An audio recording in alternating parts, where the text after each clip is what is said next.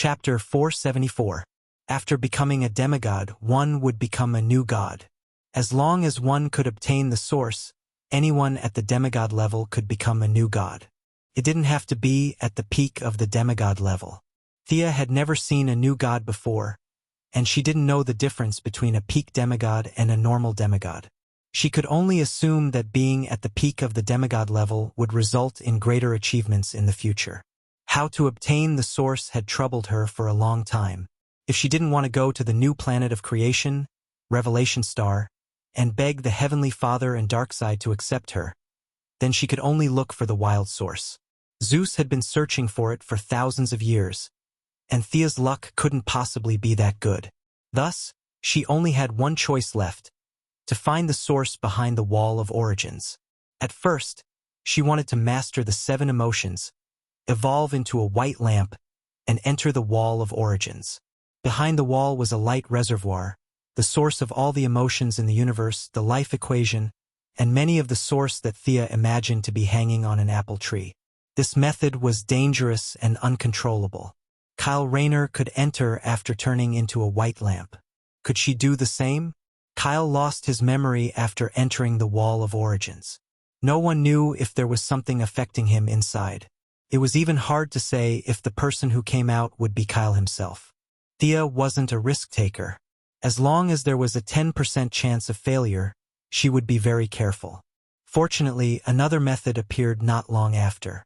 With the help of the Holy Sword and her new talent, she could use the Holy Sword to communicate with the masses. By paying a huge amount of willpower, she might be able to change the rules and lure the source out from behind the wall. Many grains of sand made a tower, and many a little made a mickle. Eventually, the impossible became possible. This method seemed much safer than banging her head against the wall. Of course, the premise was that Sia had to do a lot of things related to order. It was impossible to hook up the source with the praises of hundreds of people. According to her own calculations, saving old ladies on the roadside and helping the disabled like Superman would at most count as a portion of the power of will. This level of savings would need at least 1 billion to hook up the source. There was still a long way to go. It wasn't just the matter of willpower. Black Adam and Shazam were still nowhere to be found. The clones of the little brat Billy Batson had been made quite a number. They could even form a wrestling team. However, old Shazam still needed a few more years to complete his mission. He lived in the subspace, and if he did not come out, no one could enter. Billy was quite easy to deal with. All he had to do was seal his mouth and have the clone with the voice most similar to his shout Shazam. After obtaining the power, he could gift it to Thea. That's right, it was a direct gift. There was no need for any ceremony or sacrifice. It was safe and fast, and there would be no trouble in the future. Black Adam was much more troublesome. Thea only remembered that he was sealed somewhere in the Middle East in the original spacetime. It was the famous archaeologist Dr. Savannah who found the place where he was sealed and released him. As long as he could find the location of the seal, things would be easy. Black Adam's strength wasn't bad, but it wasn't to the extent that he couldn't be looked directly at. She could set up a trap in advance. When he came out, a group of people would surround him and beat him up. After that, they would knock him out and draw his blood to clone him. The key problem was that they couldn't find him. Thea not only planted spies in Dr. Savannah's expedition team, but also in several large expedition teams near the Middle East. However, after spending a lot of time and money, they couldn't find anything. Everything seemed to be telling her that the time wasn't right. She still needed to continue to endure. When she returned to the metropolis, she immediately began the preliminary preparations to do good deeds. Faced with the dazzling array of various difficult and complicated diseases in the market, there was no panacea. Even if there was one, she wouldn't immediately release it. Thea chose 2 diseases that were considered to have a large number of patients to begin the preliminary research and development. Amyotrophic lateral sclerosis, which was a type of motor neuron disease. Patients generally only lived for 2 to 5 years, and there was no cure. In addition, she chose spontaneous interstitial pneumonia. The patients only had half a year to live. The only treatment at present was a lung transplant, but the success rate was pitifully low. With her profound knowledge in genetics, She led the scientists of her own group to research for half a month. The two new drugs began to enter the clinical stage. Compared to Luther's advanced technology, she was only developing two special drugs. She was not afraid of suspicion at all. However, speak of the devil. She had just left the laboratory for 2 days when Luther came knocking on her door. Seeing that he dismissed his entourage, Thea asked calmly, "What's the matter?" Both of them were in the metropolis, but they adhered to the principle of not seeing each other. This was the first time she saw Luther since the Kryptonian incident. The madman who wanted to pull Superman down from his pedestal was a little emotional today. This was a little different from his usual calm style. "You developed a special drug for amyotrophic lateral sclerosis, right?" Thea thought a lot in her mind. She didn't expect him to mention the special drug. Anyway, they had entered the clinical stage. They basically knew what they needed to know. In the future, they would rely on special drugs to treat patients. There was nothing to hide. Thea nodded and readily admitted it. "Can you let me see the current clinical report?" "So urgent?" Thea was a little confused. She didn't want to steal trade secrets directly. The two companies were so large that the market for one or two special drugs was too small for them. "Sure." Thea took out a thick report from her desk and handed it to him. She had no doubt that he could understand it. Luther could indeed understand it. He was also a person who had gone a long way on the path of cloning. Genetic science was not a problem for him. However, Thea relied on the knowledge of the entire universe and the Kryptonians. He had to rely on self-study, so there would definitely be blind spots that he missed. He read the first few pages of the disease introduction very quickly. He only paid attention to the treatment process and results later. Thea was busy with her work. Luther could read freely. However, it was impossible for Thea to serve him tea and give up her seat. The room was extremely quiet. Only the rustling of Thea's writing and the rustling of Luther's paper could be heard. "My sister has the same disease." Luther finished reading the report and let out a long sigh. He seemed to be talking to himself. "Lena Luther?" Thea was a little surprised. The well-behaved little girl was still holding the shares of her new company. They hadn't seen each other for a long time. "Yes, it's been a year. I also want to develop a new drug. But I haven't been sure." "Your drug? Are you sure there won't be any side effects?" Thea smiled. "It's rare to see you so worried. Of course, I have my own confidence. You've seen the experiment report. I don't need to explain too much to you." Luther suppressed his excitement and said "good" 3 times in a row. He didn't talk nonsense and directly opened the door to leave Quinn Merlin Group. Chapter 475. Thea did not intend to use such a special drug to suppress Luther. She was going to gain fame anyway, so it did not matter who she gave it to. Her bottom line was not so low as to let the little girl suffer and wait for death while she used a few pills as a bargaining chip. The clinical trial was progressing very quickly. She had a lot of follow-up plans, so she did not want to spend too much time on it. She ordered several departments to speed up production. Luther had seen the composition of the medicine, but he did not dare to give it to his sister directly. He also hoped to see her special drug on the market. Many patients were treated as guinea pigs. He had to wait and see for a while. The more patients there were, the more confidence he would have. Quinn Group's public relations was focused on the new product, and Luther was quietly pushing it from behind. The two of them worked together, and the various procedures were completed very quickly. Countless social elites helped the government to promote the magic of the two special drugs. The president urgently sought help from his staff. He almost thought that the whole country had contracted these two diseases. He was relieved to know that only a few people had contracted these diseases. He had to give face to the elites from all walks of life. Even if it was a poison, he had to approve it. He skipped the layers of approval and directly signed the approval for the special drug to be on the market. It was a terminal illness in modern medicine, but it was not a big deal in the field of genetics. They only needed to slightly adjust the internal structure of the gene. Thea's special drug had been on the market for a week, and the two diseases had been classified from terminal illnesses to the level of colds and fevers.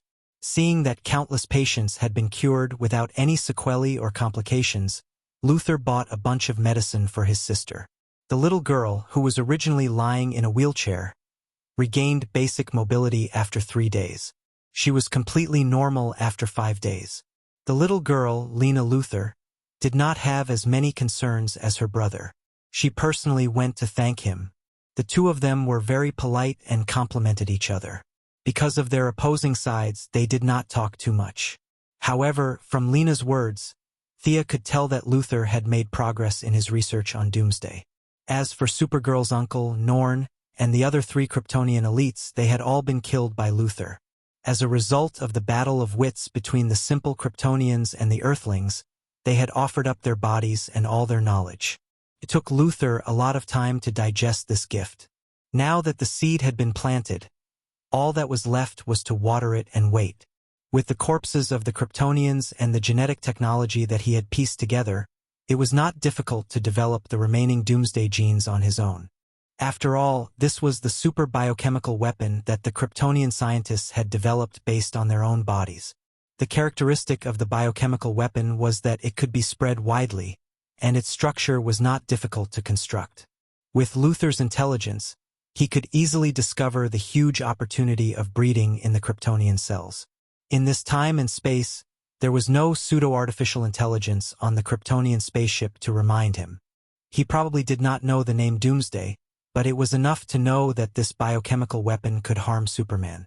Unlike in the movies, the military was also busy researching the Kryptonian genes. They did not have Luther's high intelligence, but they had the geographical advantage. When General Zod's spaceship was broken into 3 pieces, they collected the wreckage and reverse-engineered it. Coupled with the little information left in the spaceship, they managed to achieve some initial results by relying on the strength of numbers. What surprised Thea even more was that the military had forcibly conscripted the mad scientist, Dr. Avio. Without caring about the cost, they had started Project Demogorgon. A large amount of manpower and material resources had been poured into this project. It could be said that they had carried the spirit of seeking death to the extreme. Thea could stop Luther, but the military was more troublesome. These people were stubborn. Only when they saw the power of Doomsday would they be able to extinguish the fantasy in their hearts. Thea's plan was to sit back and watch Doomsday cause a ruckus. Then she would come out and clean up the mess. She wasn't the one who planned this, nor was she the one who supported it. No matter how she looked at it, she had nothing to do with Doomsday. The scales of order would only reward her for bravely jumping out at the crucial moment, and would not blame her for it. However, she was not going to just sit around and wait. Some basic preparations still had to be done. She had collected a lot of kryptonite in the early stages. It was more than enough to make a few weapons. However, she did not completely trust her memory. Reality had changed too much. If she did things according to her fixed thinking, it would be troublesome. She began to carefully study Doomsday's cells. She had done so several times. She could not understand why Doomsday, who resembled the holy warrior of the DC world, could not use the same move twice. It should be known that Doomsday was able to withstand Darkseid's Omega Ray in the later stages. Omega Ray represented the source. Doomsday's body could evolve without limit. Every time he was killed, he would be immune to the previous fatal damage when he was resurrected. This ability was not something his body possessed. It was provided by the continuous evolution of his cells. Sia's research showed that each of its cells was actually a tiny individual. Doomsday was more like a collection of wills. Its body relied on a special kind of energy to pile up all its cells, forming a powerful individual that the world saw. From the looks of his cells, did this guy have a soul? On the surface, he did not have a soul in the traditional sense. However, the collective will formed by the many cell wills was extremely chaotic. This made him immune to most control magic in the world. Thea tried to duplicate a few of his cells. She found that they fused very quickly. However, they devoured each other to evolve. The madness revealed by this made her a little scared. This was not a creature that should exist in this world. The Kryptonian scientists had not come up with a countermeasure for tens of thousands of years. She also did not plan to destroy it in the path of science. The advantage of having all 6 elements was that Thea could cast any spells. She could even cast some more powerful combination spells. The cell's ability to absorb the 4 elements was top-notch. They hated the light element and did not like the dark element either. Thea experimented with both light and dark spells. Finally, she found a spell that worked. It was aging, a spell that combined the dark element, wind element, and water element. The vitality of the cells affected by the spell decreased visibly. In order to resist the spell, the cells would release all the vitality in the cells in an instant. For a short period of time, the vitality of the cells would be boosted. After that, the output of magic would increase, and the cells would quickly die due to exhaustion. After experimenting with a few spells, she also tested the power of emotion. The emotion of fear was the same as the will of death and destruction in the cells. Doomsday could not replicate the emotion of fear, which was contrary to its basic form of existence. However, fear could not do anything to it. Chapter 476. The last test was the Holy Sword. In theory, the crystallization of the will of all living beings could kill Doomsday. Thea tested it 3 times in a row. Even the reborn cells of Doomsday could not figure out the principle of the Holy Sword. Could not be simulated or replicated at all. The only drawback was that the Holy Sword would consume too much power to deal with the crazy will, and it could not kill it completely. Thea felt that Doomsday probably had something similar to the Source in it. It symbolized the idea of destruction in the universe. As long as this behavior existed, it would never die. The Holy Sword was the last step. If the kryptonite failed to kill it, Thea thought of a safe way to seal it. This was the traditional method summed up by countless heroes in the process of dealing with the Great Demon. The space technology of the Kryptonians was not top-notch. Hundreds of people could escape from their so-called shadow area if they were slightly affected by the energy waves. Thea just looked at it and gave up. The infiltration of the neutral port in the Oasis was still going on secretly, but it was not a problem to buy a few high-tech cages at a high price. Fiora sent her 3 different types of sealing devices in a day. Thea's plan was to use high-tech, the lamp, the ring, and magic together, and then throw it into the corner of the universe. Originally, the Wall of Origin was a good choice, but she was afraid that it would cause other unforeseen events. If this thing evolved to the extent that it could break the wall, who in the universe could withstand it?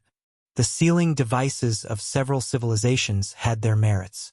To combine these technologies with Thea's own ability, she still needed to do a lot of preparation.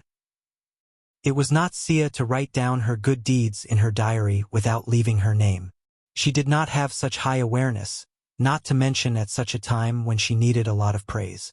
The 2 special drugs were a great success, and dozens of patients who were about to die were pulled to the metropolis by her for a live press conference. The patients did not deliberately put on a show. They wept and cried about the joy of their desperate situation. The reporters took photos crazily. Thea said a few words and left the scene to the CEOs of the group. She saw Bruce Wayne, who was in a suit, was winking at her and asking the people around to leave. The 2 of them walked to a place where no one was around. She asked, "What's the matter?" "Yes. Do you recognize this symbol?" Bruce said as he drew a big omega for her to see. "Omega, aren't you asking the obvious?" Thea had a vague guess. Bruce thought about the language again and again. "I have this symbol in my mind and a memory that I have personally experienced but have no recollection of." At first, he could not express himself clearly in English, so he had to switch a few languages before he finally managed to express his feelings. He felt that it might be something from the mystical realm that was affecting him, and that was why he went to the metropolis today. However, Thea knew that it was the flash from some unknown point in time that reminded Batman of some time and space. But in the original time and space, it was because of the battle of superhumans. Now, in this time and space, the differences between the 2 still existed. It was still very big, but it was definitely not to the point of tearing each other apart. So what did the Flash come back to remind him of? She didn't know the answer to that question, and neither did Batman. She deliberated over her words. There was no need to tell him the whole story, but a simple introduction was still fine. "I can't explain the different life trajectories you mentioned. It's beyond my ability. But this symbol, if you're not here to test me on the Greek alphabet, then I probably know something about it." Thea's words were very vague, but Bruce's attention was still drawn to her. Do you still remember the guy in the green tights during the battle at Seaside City? I've done my research. Hal Jordan used to belong to Ferris Aerospace. He was an excellent test pilot, Bruce said without hesitation. Yes, but he has a new boss now. He now belongs to the universe's police force, the Green Lantern Corps. He's in charge of this area of Earth. What I want to talk about is his new employer. They are the oldest race in the universe, and now they call themselves the Guardians. You know, I'm the Yellow Lantern. I used to be close to the Green Lanterns. Bruce wanted to say, what the hell do I know? But when it came to such secret knowledge, talking about the universe and ancient races at the drop of a hat sounded very impressive. Like a detective, he listened attentively and nodded against his will. In the records of the Guardians before them, there was a group of people outside this world. They called themselves the New Gods. They lived in an untouchable place. Because of their ideals, personalities, and other reasons, the New Gods split into two. One was the righteous father, and the other was the evil dark side. In fact, Thea didn't want to use such a superficial division of good and evil, but she couldn't reveal too many details. Why was he so familiar with an untouchable place? If Bruce asked, she wouldn't be able to answer. She could only use a hearsay to distinguish between the father and Uncle de Bruce also had his own values, and he felt that her hasty division of good and evil was a little arbitrary. But considering that Thea was most likely repeating the records of her predecessors, he didn't say anything. The Omega symbol you described represents the evil Lord, Darkseid. Thea spread her hands, indicating that she only knew that much. Bruce nodded. Thea didn't explain in detail, but his doubts were finally answered. If he was asked what his relationship with Darkseid was, he would say that he had nothing to do with it. The two of them had nothing to do with each other. Bruce was protecting his own land, and Darkseid was spreading evil across the universe. These things were completely unrelated. If it weren't for the war with Darkseid, Thea would have had the same thoughts as him. They were on completely different levels. Earth was no different from an ant in Uncle Da's eyes. Who knew what was wrong with him to invade Earth? Bruce felt that it was not a bad guy from Earth who did this to him, so he was much more relieved. The only questions he had were buried in his heart, waiting for the truth to be discovered in the future. The two of them chatted for a while and said goodbye to each other. Thea's life returned to normal. On the surface, she was still working on solving the incurable diseases of mankind. In the past, this would have been a big deal. But now, whether it was Luther's Cadmus project or the military's Yamatron project, they were attracting the attention of people with ulterior motives. A huge amount of money and technology had been thrown into the water. The big shots were on tenterhooks every day. They hoped that they would produce results, but they were also afraid of a devastating disaster. Eldest Mrs. actions of researching a special medicine when she had nothing better to do was really not within their scope of concern. The few of them only paid attention to it verbally and lightly brushed it aside. Chapter 477. After probing twice, she found that everything was calm and there was no response from the higher-ups. Sia directly announced a new treatment plan for cancer. Together with her new medical cabin, as long as the patient was not dying, the cancer cells would be completely killed in one day at most. It was a worldwide shock. There was no doubt that the Nobel Prize in Medicine would belong to her. Her name had already entered some medical textbooks, and patients all over the world who were suffering from terminal diseases saw hope. In a short time, a huge amount of willpower entered the balance of order. The young lady was so beautiful that she walked with the wind. She and Diana learned from each other all day long and suppressed each other for the first time, achieving a glorious result of both career and love. She relied on her own technology to gain great popularity, and the Quinn Merlin Group also rose. More than a dozen scientists in the medical department did not sleep every day to compare experimental reports, for fear of mistakes. Many young people also came to apply for jobs. It was fine if the pay was low, but they wanted to add the name of the Quinn Group to their resume. Scholars and scientists from all over the world came to visit.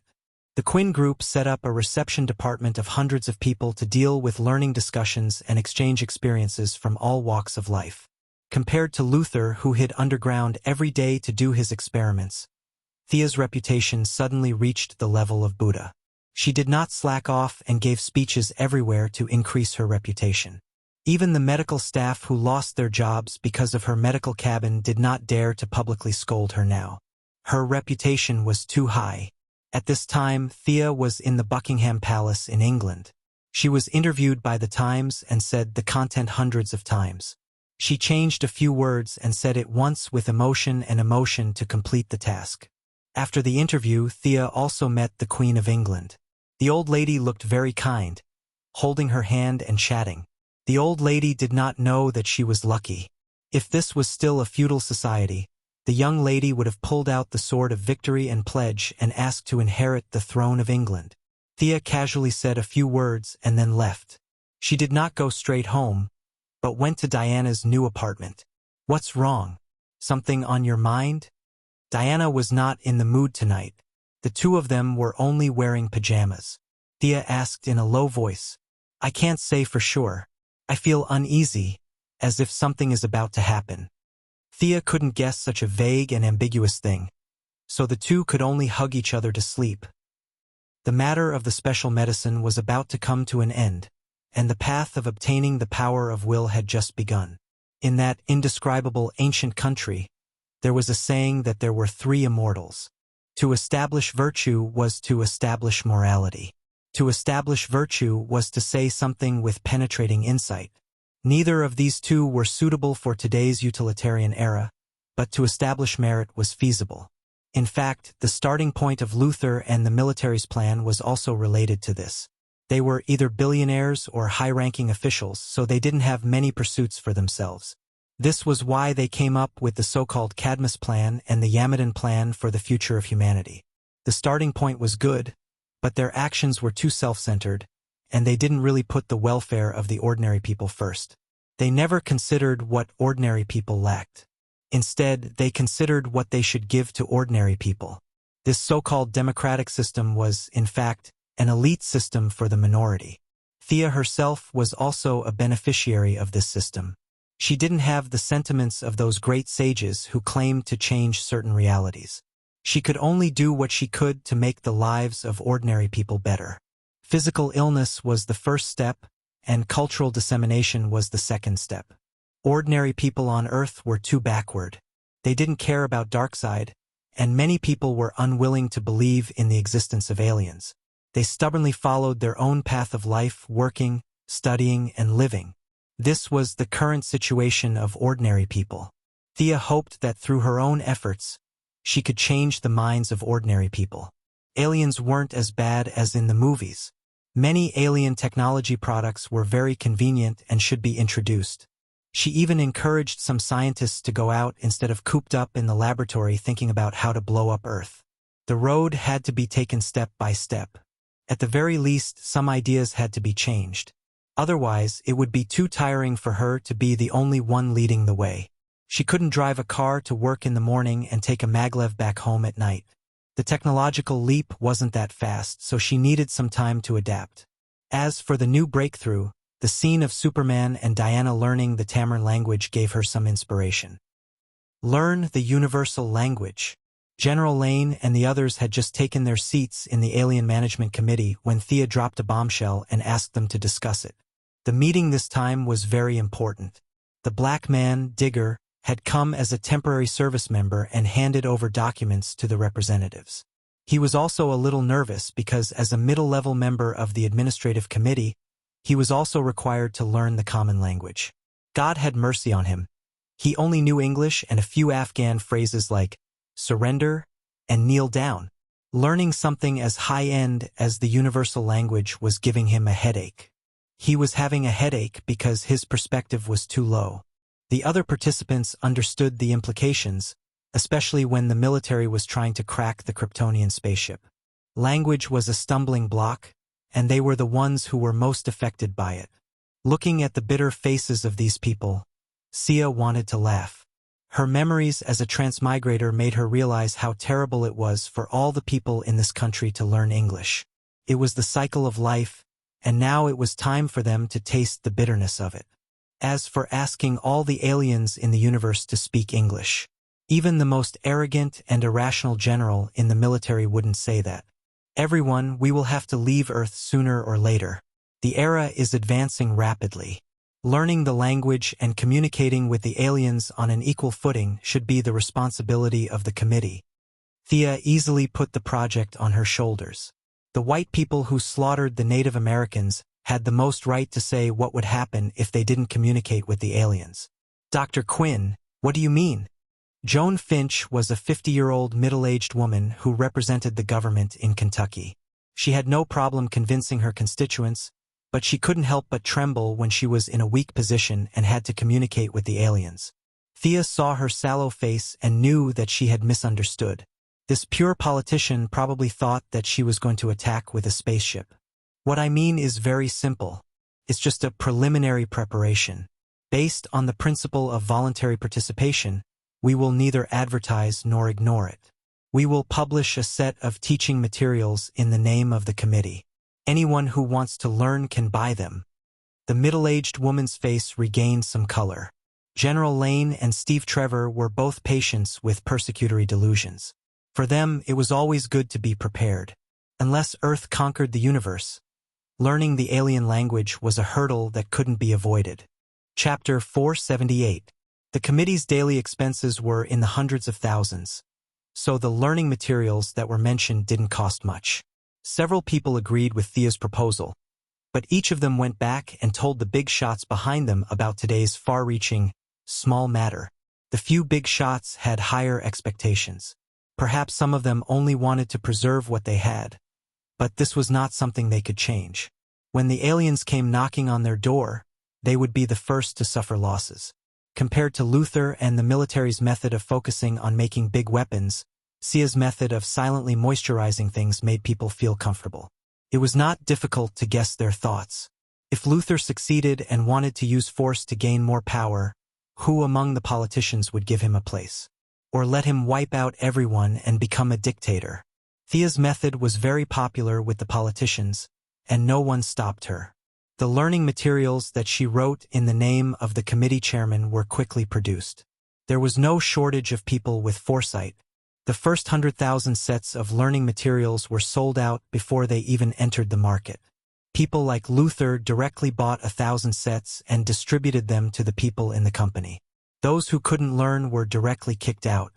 Bruce Wayne also bought a few sets and prepared to give them to the Bat team. Leaders of various countries, foreign affairs personnel, spy organizations, whether it was the king or the president, more or less bought a few sets. It wasn't a nuclear weapon, and the Americans were open-minded enough to let them pass, as they had the intention of dealing with the big trouble together. After that, Thea urgently produced more than 100,000 sets. This time, the sales were relatively weak.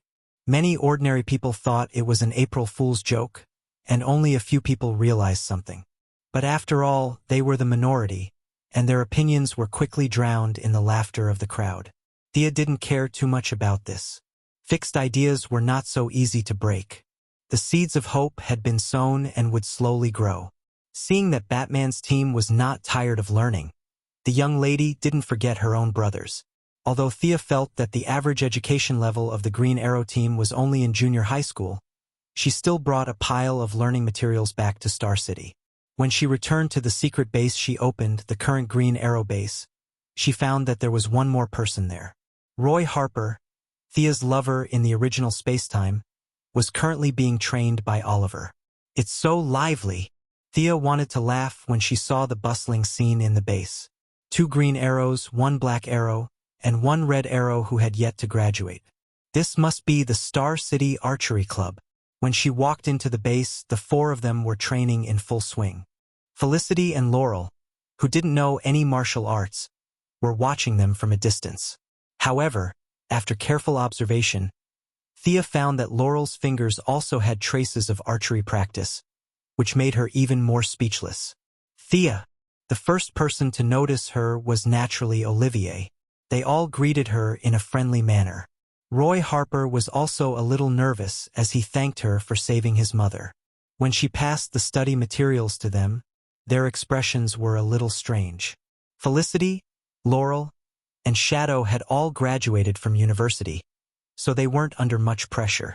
They flipped through the pages seriously. Olivier, Tommy, and Roy Harper were all bad students. The first two didn't study hard, and the last one didn't study hard because his family couldn't afford to. The three of them had very poor foundations. Even though Sia had made it easy to understand when she wrote it, they still had bitter expressions on their faces. Thea felt that they could all learn. Olivier and Tommy's bodies had been modified by God's blood and genofluid. Their learning ability had surpassed the average level of smart people. As long as they put in the effort, it would be easy for them to learn. They chatted briefly. Thea found out that Olivier had met Batman through Laurel and Barbara's recommendation. Both of them had similar beliefs and experiences. Plus, Thea was a senior superhero. As a senior superhero, Batman told Green Arrow a lot about his experience. Green Arrow, who had been wavering, finally decided not to kill. After seeing the training of the third-generation Red Robin, he also had the idea of training an assistant. After that, the brave and tenacious Roy Harper came into his sight. After getting the approval of the team, he began to train the young man. Under the relentless attacks of the archery club, the security of Star City had recovered. Olivier even defeated the Death Archer in a one-on-one battle and handed the captive of the Death Archer to Amanda, who came after hearing the news. With their series of victories, the underground forces of Star City were forced into hibernation. After leaving the Green Arrow team, Thea went to see Moira. Her mother had entered the second year of her second term as the mayor of Star City. The mother and daughter had a few intimate words. Moira had already let go of her daughter. She had flown too far and too high. "Do you think my next step should be the Congress or the White House?" Moira enjoyed the feeling of power in her hands. She knew that Thea now had great influence. She wanted to hear her daughter's opinion. If Moira had asked this question a few years ago, Thea would definitely have told her to stay in Star City. The outside world was too dangerous. But now that her vision was broadened and her strength had skyrocketed, the threat of the secular world and the universe to her was rapidly decreasing. There were definitely many who were stronger than her, but she was not very afraid. In the past, she thought that even if the sky fell, the tall people would shoulder it. Now, she thought that even if the sky fell, they would shoulder it together. So she decisively answered Moira, "President. Run for president." What was the point of being a senator? Although the president's power was limited, it was still awe-inspiring. Ordinary citizens basically knew who the president was. If you asked them who the senator of their state was, few would be able to answer. Moira herself was not weak. Her 2 terms as the mayor of Star City had ended. Her political achievements could blind many people. Plus, she was a woman, the first female president in the history of the United States. This attracted a lot of attention. Women's affinity was an important guarantee for the future uniting of the Earth's human beings into the interstellar era. When mankind carefully stepped into space, what they needed was not an iron-blooded strong person. That was purely courting death. Moira's background and her relationship with Thea made it very likely that she would be elected. Luther, a businessman, could run for president. Her mother would have no problem. Seeing Thea resolutely let her run for the White House, Moira was very moved. She did not have any dedication. She just felt that this was a crucial step to realize the value of life. Now that she had her daughter's support, thoughts instantly appeared in her mind. Which ally should she rope in and who should she make some exchange of interests? Thea encouraged her mother to run for president. Naturally, she also took defensive measures against her into consideration. Chapter 479. Moira's physical fitness was not bad. Her bodyguards were not as strong as her, but she did not know how to use it. Occasionally, she would do some fitness exercises. Thea taught her a few moves and knew that her mother had no combat awareness at all. Even if she could run faster than a bullet, she would not think of subduing a gunman. Running faster than a bullet was unrealistic. Milady's gene optimization fluid was not that powerful, but her physical fitness was solid. Even if she did not have consciousness, she still had some dynamic vision and muscle reaction. Considering that it would be 2 years before she became the president, and it would be relatively safe in the next 2 years, Sia did not make too many arrangements. She only made 2 magic gems. One was a defensive magic that could defend against rifle grenades, and the other was a teleportation magic. She put some thought into setting the coordinates. If Moira was attacked, Quinn's old house and her mayor's office might not be safe. Thea could only set the coordinates to her laboratory in the metropolis, which was under Gideon's control.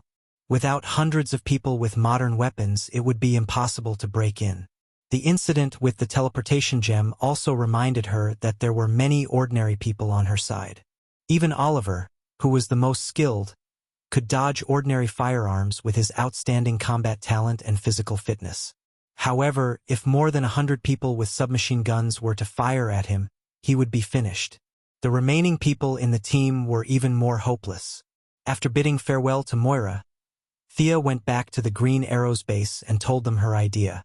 According to their personal wishes, she made a teleportation gem for each of them.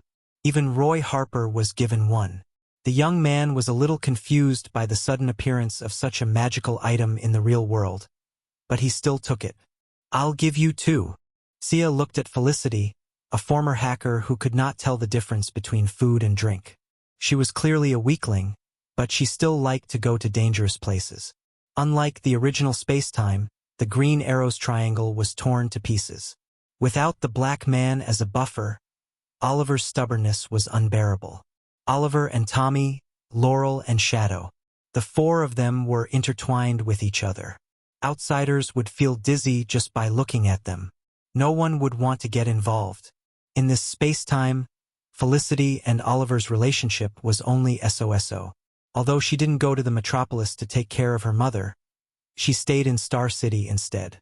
She only helped out a few times because of Laurel, her sister. She stayed in the Green Arrow team as a family member. Considering her nature of seeking death, Thea had also injected her with the gene optimization fluid. However, she was the same type as Moira. In layman's terms, she was trash. It was useless to give her the physique of a new god. She made a few gems on the spot and taught them how to use them. Thea told them to learn the common language well before she left Star City. Her relatives and friends all had teleportation gems, and Diana naturally wouldn't forget about it. Although Thea didn't think that there was anyone who could beat Diana to the point that she couldn't fight back, she still had to be prepared. Diana's thoughts were similar to what she had expected. She was about to run away. Could Earth still be saved?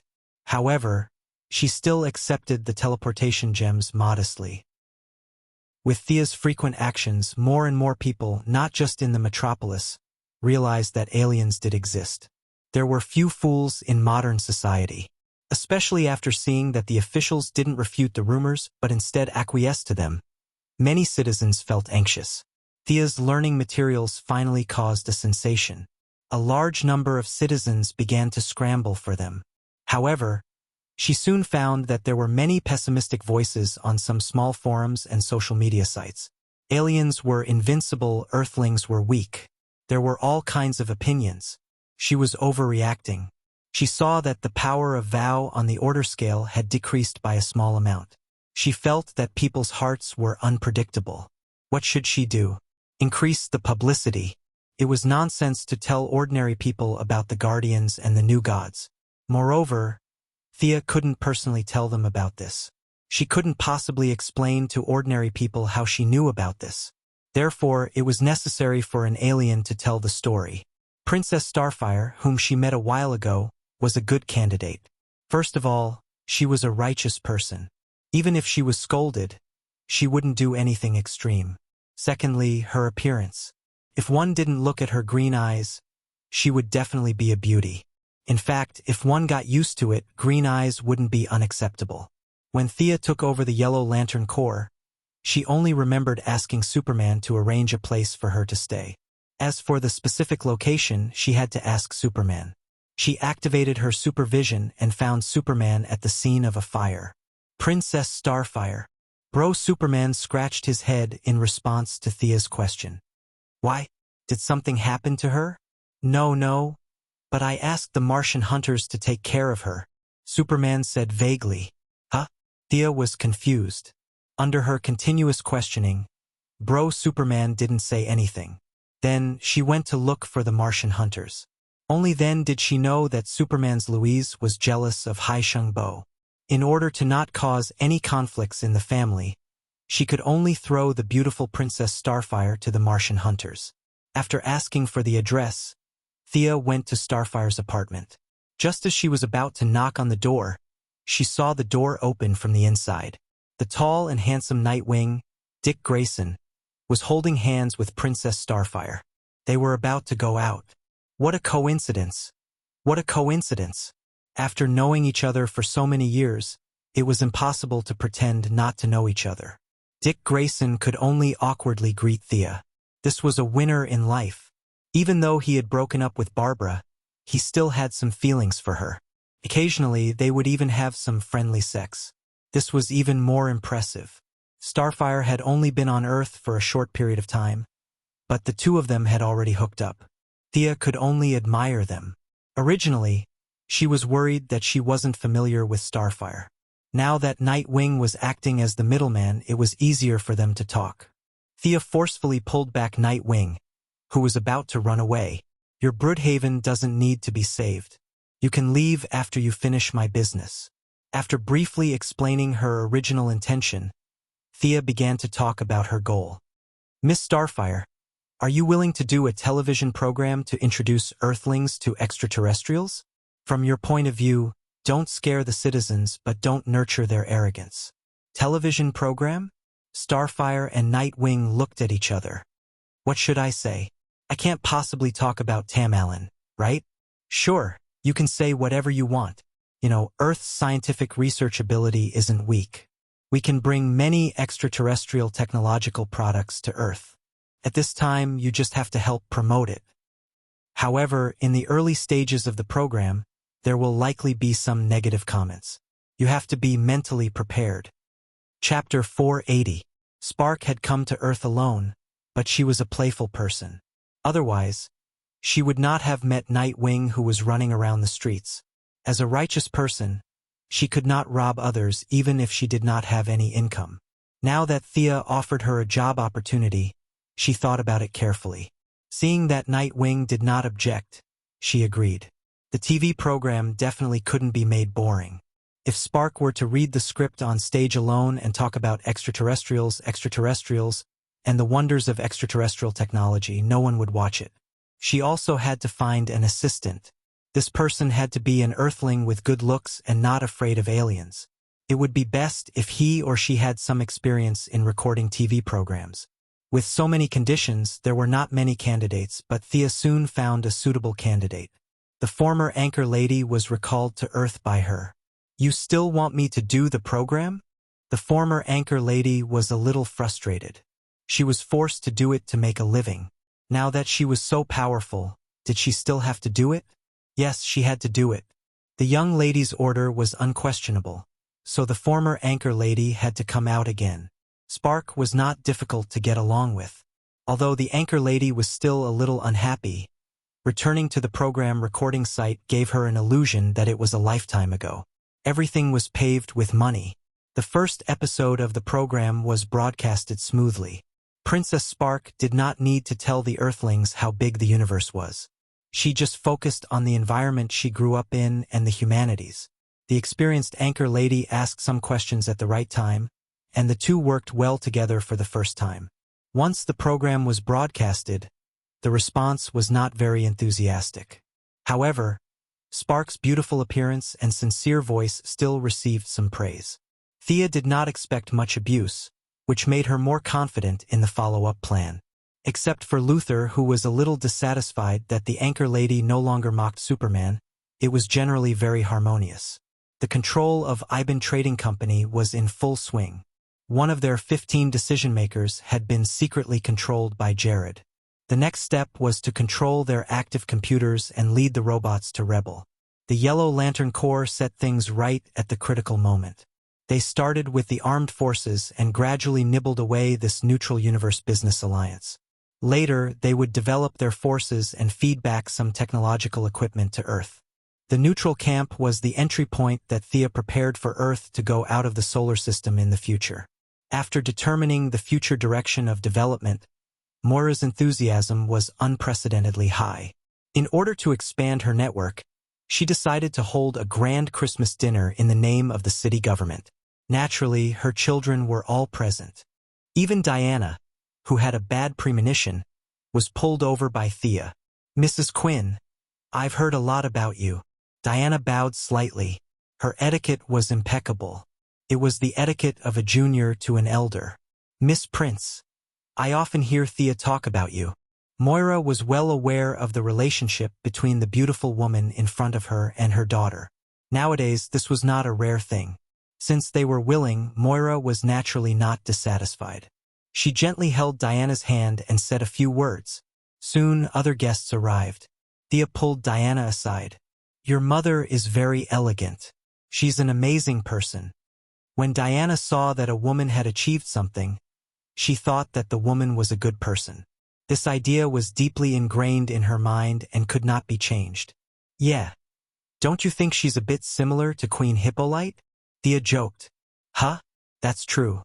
No wonder I feel so close to her." Diana thought about it seriously and nodded solemnly. Thea was amused. These women in power had the same basic characteristics. As if to prove her point, another middle-aged woman chatted with Moira. It was Lex Luthor's mother, Lydithea Luthor. She had brought her daughter, Lena Luthor, to the dinner party. Not long after, Oliver brought Shadow and Tommy brought Laurel to the venue. Moira's ambition was not small this time. She had mobilized all her connections, and with Sia's timely help, there were a lot of politicians on the scene. The vice president, members of Congress, several ministers, and many socialites who had received the invitation were all present. The safety of the politicians could not be neglected. The Super Investigation Bureau of the Heaven's Eye Society had sent their best men to protect the guests. The Martian hunter, who pretended to be cool every day, was also present. Not only was he present, but the Gotham tycoon Bruce Wayne and this year's Pulitzer Prize winner, Clark Kent, were also present. Thea's eyelids twitched when she saw them. However, they had to pretend not to know each other. This was a severe test for Diana and Superman, whose acting was slightly immature. There were even more irrelevant people, such as Catwoman and Louise Lane, who were relatives, and Damian and Raven, who were there to eat and drink. Thea even saw Spark and Nightwing whispering to each other, which made Barbara, who came with her father, unhappy. Barry Allen, who did not have much combat power, Felicity, a few friends from the Star City Laboratory, Caitlin Snow, her fiancé Ronnie Raymond, and Cisco Ramon were all present. Some of them were Oliver's friends, while others were Thea's friends. With so many young people gathered together, it was quite a lively scene. Seeing Thea sizing up the venue, Diana was a little puzzled. What's wrong? Did something happen? Of course, Thea could not say that with so many heroes with the luck of protagonists gathered together. She would not be surprised if a dark side jumped out in the next second.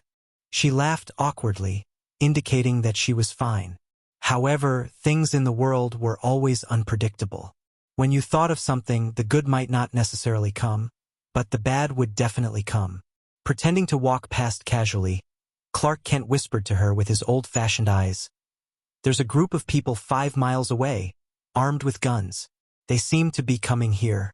Also, there seems to be a mole in this venue." Thea immediately activated her supervision to observe the interior of the venue. She did not notice it before, but now she realized that some of the staff present had fierce looks and a fierce temperament. Even though they kept their heads down, she could still see that they were up to no good from the corner of her eyes. Following Superman's instructions, he observed the movement 10 miles away. It was indeed a small gang. There were more than 30 people, and they were armed with all kinds of guns. The leader was a tall and strong man. He was discussing something in 2 trucks. They were heading straight for the city hall. Thea heaved a sigh of relief. There was nothing to be afraid of. She did not know the soldiers, but she had seen a picture of the leader. Wasn't that the brick wall who had recently disappeared? The waiters in the venue were Keanu's men, codenamed White Porcelain, of the Triad. Thea even saw a few men with indescribable Manon characteristics helping in the kitchen. Chapter 481. In addition to a few spies in the venue, their leader, nicknamed White Porcelain, was wearing a wig to cover up her white hair. She was wearing a high-slit cheongsam and was greeting guests at the entrance. Thea felt sorry for them. There were so many heroes here, it would be safer for them to rob the White House. They were so stupid. The heroes here could beat the shit out of them. However, there were so many heroes that they had to worry about. Who was going to do it? Uncle Ron-Jen? Can you control their minds? Thea contacted the Martian hunter telepathically. The result was as she expected. The Martian hunter refused without hesitation. I won't use my ability on ordinary people. You deal with it yourself. Thea sighed. Fortunately, Superman was a warm-hearted person and volunteered to deal with the people in the brick wall. They could detect abnormalities with their special abilities. Some of the bodyguards and agents of the politicians also noticed the abnormalities of these people. Agents sounded powerful, but in fact, they were only at a slightly higher level than ordinary people. If they took action first and caused a commotion, they would directly destroy the venue that Moira had carefully prepared. This was something that Thea would not allow. Also, the identities of many superheroes could not be exposed. This made her a little cautious. After whispering to Thea to make a big noise to attract the attention of the agents in the venue, she whispered to Oliver. Keanuway's people are in the venue. How many are there? Oliver's eyesight was the best among humans and had been strengthened repeatedly. Now that it had reached a higher level after receiving Thea's warning, he immediately looked at the scene and found a lot of clues. 5. Don't make a scene. The four of you and Diana each take one of them nearby and deal with them. Don't disturb Mother. After receiving Thea's signal, Felicity had a conflict with a waiter. After many years of being a vice president, she was full of dignity and scolded the waiter until he apologized repeatedly. Thea directly cast a slow spell on the 5 people in the venue. Time was tight, and they couldn't make any big casting movements, so the power of the spell was reduced to the minimum. Could only make them fall into a trance for a while, but that was enough. They split up. There were still 4 enemies in the kitchen, so Thea left them to Batman's team. Seeing that Batman and the others pretended to go to the toilet and led Nightwing, Barbara, and Catwoman to the kitchen, Thea also found her target. With her face almost frozen from smiling, Chenaway, who was dressed as a greeter, was just about to catch her breath when she saw one of her targets, Thea Quinn, walk past her. Just as she was wondering how much money she could earn from this kidnapping, she saw Thea glance at her nonchalantly. Fear instantly welled up in her heart. Her childhood misfortune, everyone rolling their eyes at her, her youth wandering in a gang, her constant defection to new bosses, and her constant betrayal. She had worked so hard to get to where she was today, but everything seemed to have changed between illusion and reality. All her previous experiences were like a dream. She had walked through her life again. A few subtle changes made her feel like she had fallen into an abyss. She was no longer the leader of the triad, but a beggar by the roadside waiting for death. She was still hiding under the bridge in the cold wind, a pitiful person waiting for help. This can't be real. This can't be real. She murmured softly, but her voice was so soft that she couldn't even hear it. Her willpower was not bad. Thea nodded slightly. Many ordinary heroes and villains had stronger willpower than those with superpowers. This was the difference between suddenly gaining power and gradually gaining power. However, this was meaningless. She was now using a new application of supervision and fear. It was an allusion to the Taoist dream of golden millet. However, those were all good dreams. Her modified version was a nightmare, and each time was worse than the last. Chenaway quickly entered her 3rd dream. Her consciousness was stuck in the memories of the past. Subconsciously, she was scared out of her wits. She could no longer tell if her previous glory was still there. Unparalleled fear was rapidly growing in her heart. Finally, after the 6th dream, her willpower was defeated. Her eyes lost focus, her legs went soft, and she fell straight back. For her, a long time had passed, but in fact only a second had passed in the outside world. As she fell to the ground, Thea, who happened to pass by her, directly grabbed her. She may be malnourished. I'll help her to the side to rest. Facing the curious eyes of the other greeters, Thea explained. They did not suspect anything. This was the metropolitan hero, the winner of the Nobel Prize in medicine. She was a super rich person. There was no need to lie to them. They did not know the truth, but they felt that Thea was very humane and a good person. They all looked at her with admiration as she carried Chen away. As she began to move, the few people in the banquet hall also moved. In a real battle, no one was afraid of this group of nameless soldiers. However, if they did not want to attract attention, they would need to be prepared. "Oh, sorry. I stepped on your foot. My hand slipped. Is your clothes okay?" With all kinds of messy excuses, he dragged out all the enemies who had been affected by the slow spell and were dizzy out of the hall, then tied them up and knocked them out. Batman and Superman also moved quickly. In order not to expose the true identity of the heroes, everyone chose to knock the enemies out. The banquet was in progress. They could not leave for too long. Moreover, with more than 40 people tied together, it was too easy to be discovered. Thea directly tied them together and threw them into the portal. On the other side was Oliver's lair. They pretended that nothing had happened and returned to the banquet hall to eat and drink. It was as if the group of more than 40 people did not exist at all. The Christmas banquet was extremely successful. Moira could not stop smiling. There were still many people who understood her intentions. Many people expressed their support for her candidacy. She was so excited that she drank a lot of wine. After the banquet, Thea sent her home and then rushed to Oliver's place to see the results of his interrogation. Superman and Batman did not participate in Star City's affairs. Diana also went home early. Only Oliver's Green Arrow team was left at the scene. Oliver was helpless about his enemy's idiocy today and sent him to his door as a Christmas gift. He had already caught them, so it was impossible to let them go. However, he wanted to know the purpose of the other party tonight. Was it because his true identity was exposed or for other reasons? However, his subordinates did not know anything. No matter how they tried to scare them, it was useless. Brickwall and Canaway were in a deep coma, so there was no way to ask. When Thea arrived, the Green Arrow team was fully armed and wearing masks. They were splashing water on Canaway's face. She did not look at the poor person who accepted her new version of a pipe dream, but looked at the brawny Brickwall. This triad member with a little superpower seemed to have a bad brain. Thea saw the battle between Superman and them from afar. This guy actually let Superman punch him so as to test his endurance.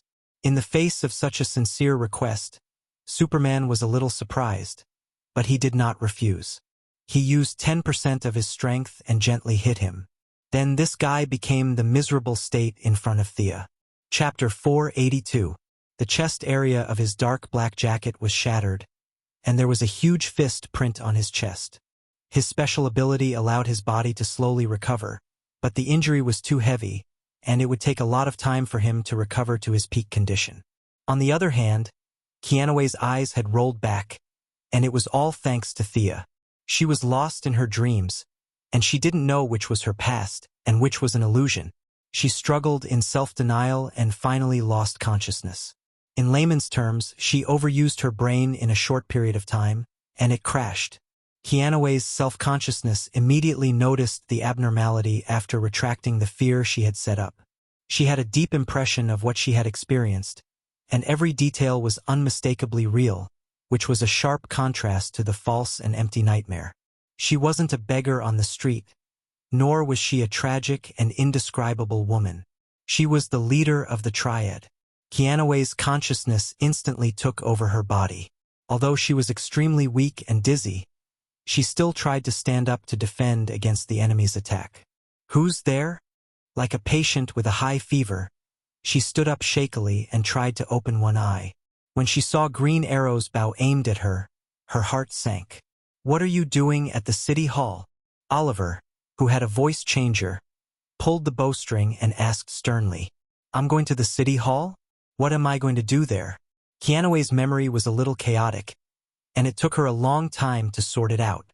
Looking at her companions who were tied up like dumplings, she knew that the operation had failed, but where did it fail? She didn't know that there were a lot of superheroes in the city hall, and she only felt that she had lost unjustly. She had climbed up from the bottom, and she had always believed that failure was the mother of success. If she lost today, she would find the problem and win it back tomorrow. This had always been her creed. But today's operation was really inexplicable. If it was said that the Green Arrow Party had defeated her, she would not believe it at all. Both parties had been fighting for half a year. If the other party had the means to silently capture her, how could she have survived until today? But a wise man knew better than to fight when the odds were against him. She knew too well that she had to admit her mistakes and stand properly when she was beaten. We're going to kidnap some city officials and extort a sum of money. Oliver was a little incredulous. You're so courageous that you're going to challenge the world's superheroes. Just for a little money? There was a hint of doubt in his tone. That's all. Canaway looked at him, puzzled. Her mind spun rapidly as she analyzed the information Oliver had revealed. However, before she could think clearly, she saw a white light flash and she fainted again. Thea knocked her out. It seems to be a coincidence. This girl only knows about the city government's Christmas dinner. She thought it was just an ordinary event in Star City. She didn't expect so many politicians to be there. Oliver could also understand what his sister meant. Moira still had 2 years left in her term as mayor. Today was just a small preliminary test. There was no big publicity. These two unlucky bastards did not know that the vice president and a bunch of senators were present. The so-called democracy and equality were all nonsense. Kidnapping a clerk was a criminal case. Kidnapping the vice president was no different from treason. The vice presidents and members of parliament arrived late. Their informants did not see these people. If they had known the details of today's meeting in advance, they would not have courted death. After the farce was over, Oliver was in charge of whether these unlucky guys would be sent to the police or dealt with. Sia went directly to Diana's apartment in London. It was late at night in London. It was quiet all around. Only the occasional barking of the neighbor's dog could be heard. The dog was immediately appeased by its owner. The crime of disturbing the public was not a joke. At this time in the quiet room, a slight fluctuation woke Thea up. It was the fluctuation of space transmission. Her first reaction was that someone was going to sneak up on her. Then she thought that this movement was not small. The probability of a sneak attack was not high. With her skills, there were not many people on Earth who could defeat her. Besides, Diana was still by her side.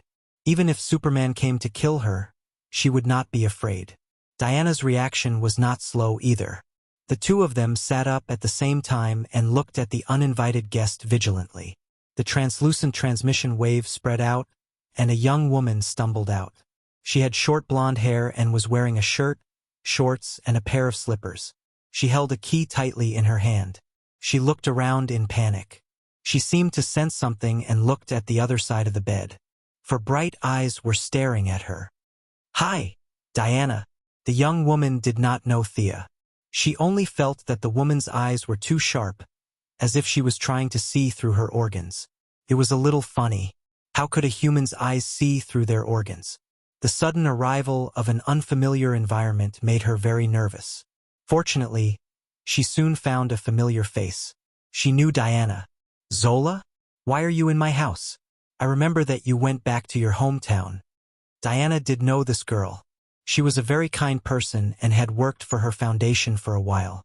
I'm at my family's farm. Do you know my farm? It's in Virginia, but a strange blue-skinned man came and said that he wanted to protect me. Then we were attacked. He gave me the key and I'm here." The woman named Zola told Diana the whole story incoherently.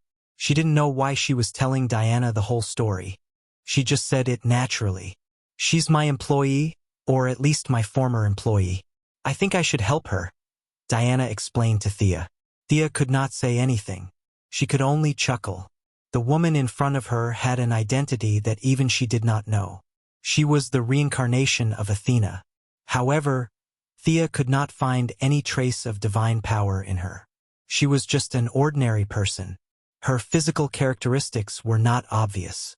After a while, people would realize that she was pregnant. The result announced to the public was that the stallion, Mr. Zeus, was old but not old. He had given Diana and the others a new brother and sister. The actual situation was that this main god was hiding from his eldest son and putting on a shocking show. The one who was born was not his son, but himself. According to Sia's understanding, his main account could not be leveled up anymore, and his level had been maxed out. So he took this opportunity to level up a side account. If he could get the source in the process, the old god would become a new god, and that would be even better. Thea kept looking at the young woman. She was a little disappointed. She was just an ordinary person, at least before the will of the gods.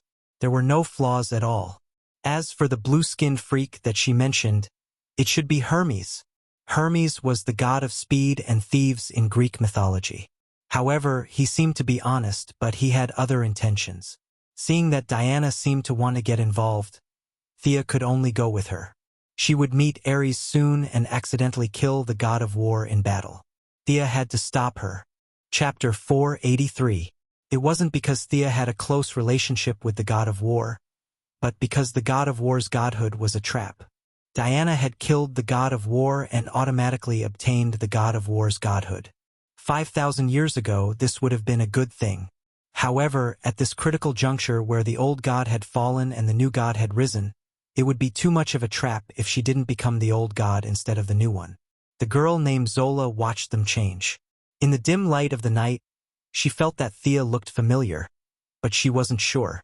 She didn't want to say anything, especially after seeing how close the two girls were. "How do we get there?" Diana asked.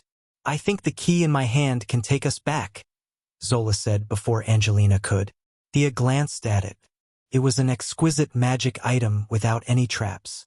She nodded at Diana, and the three teleported away.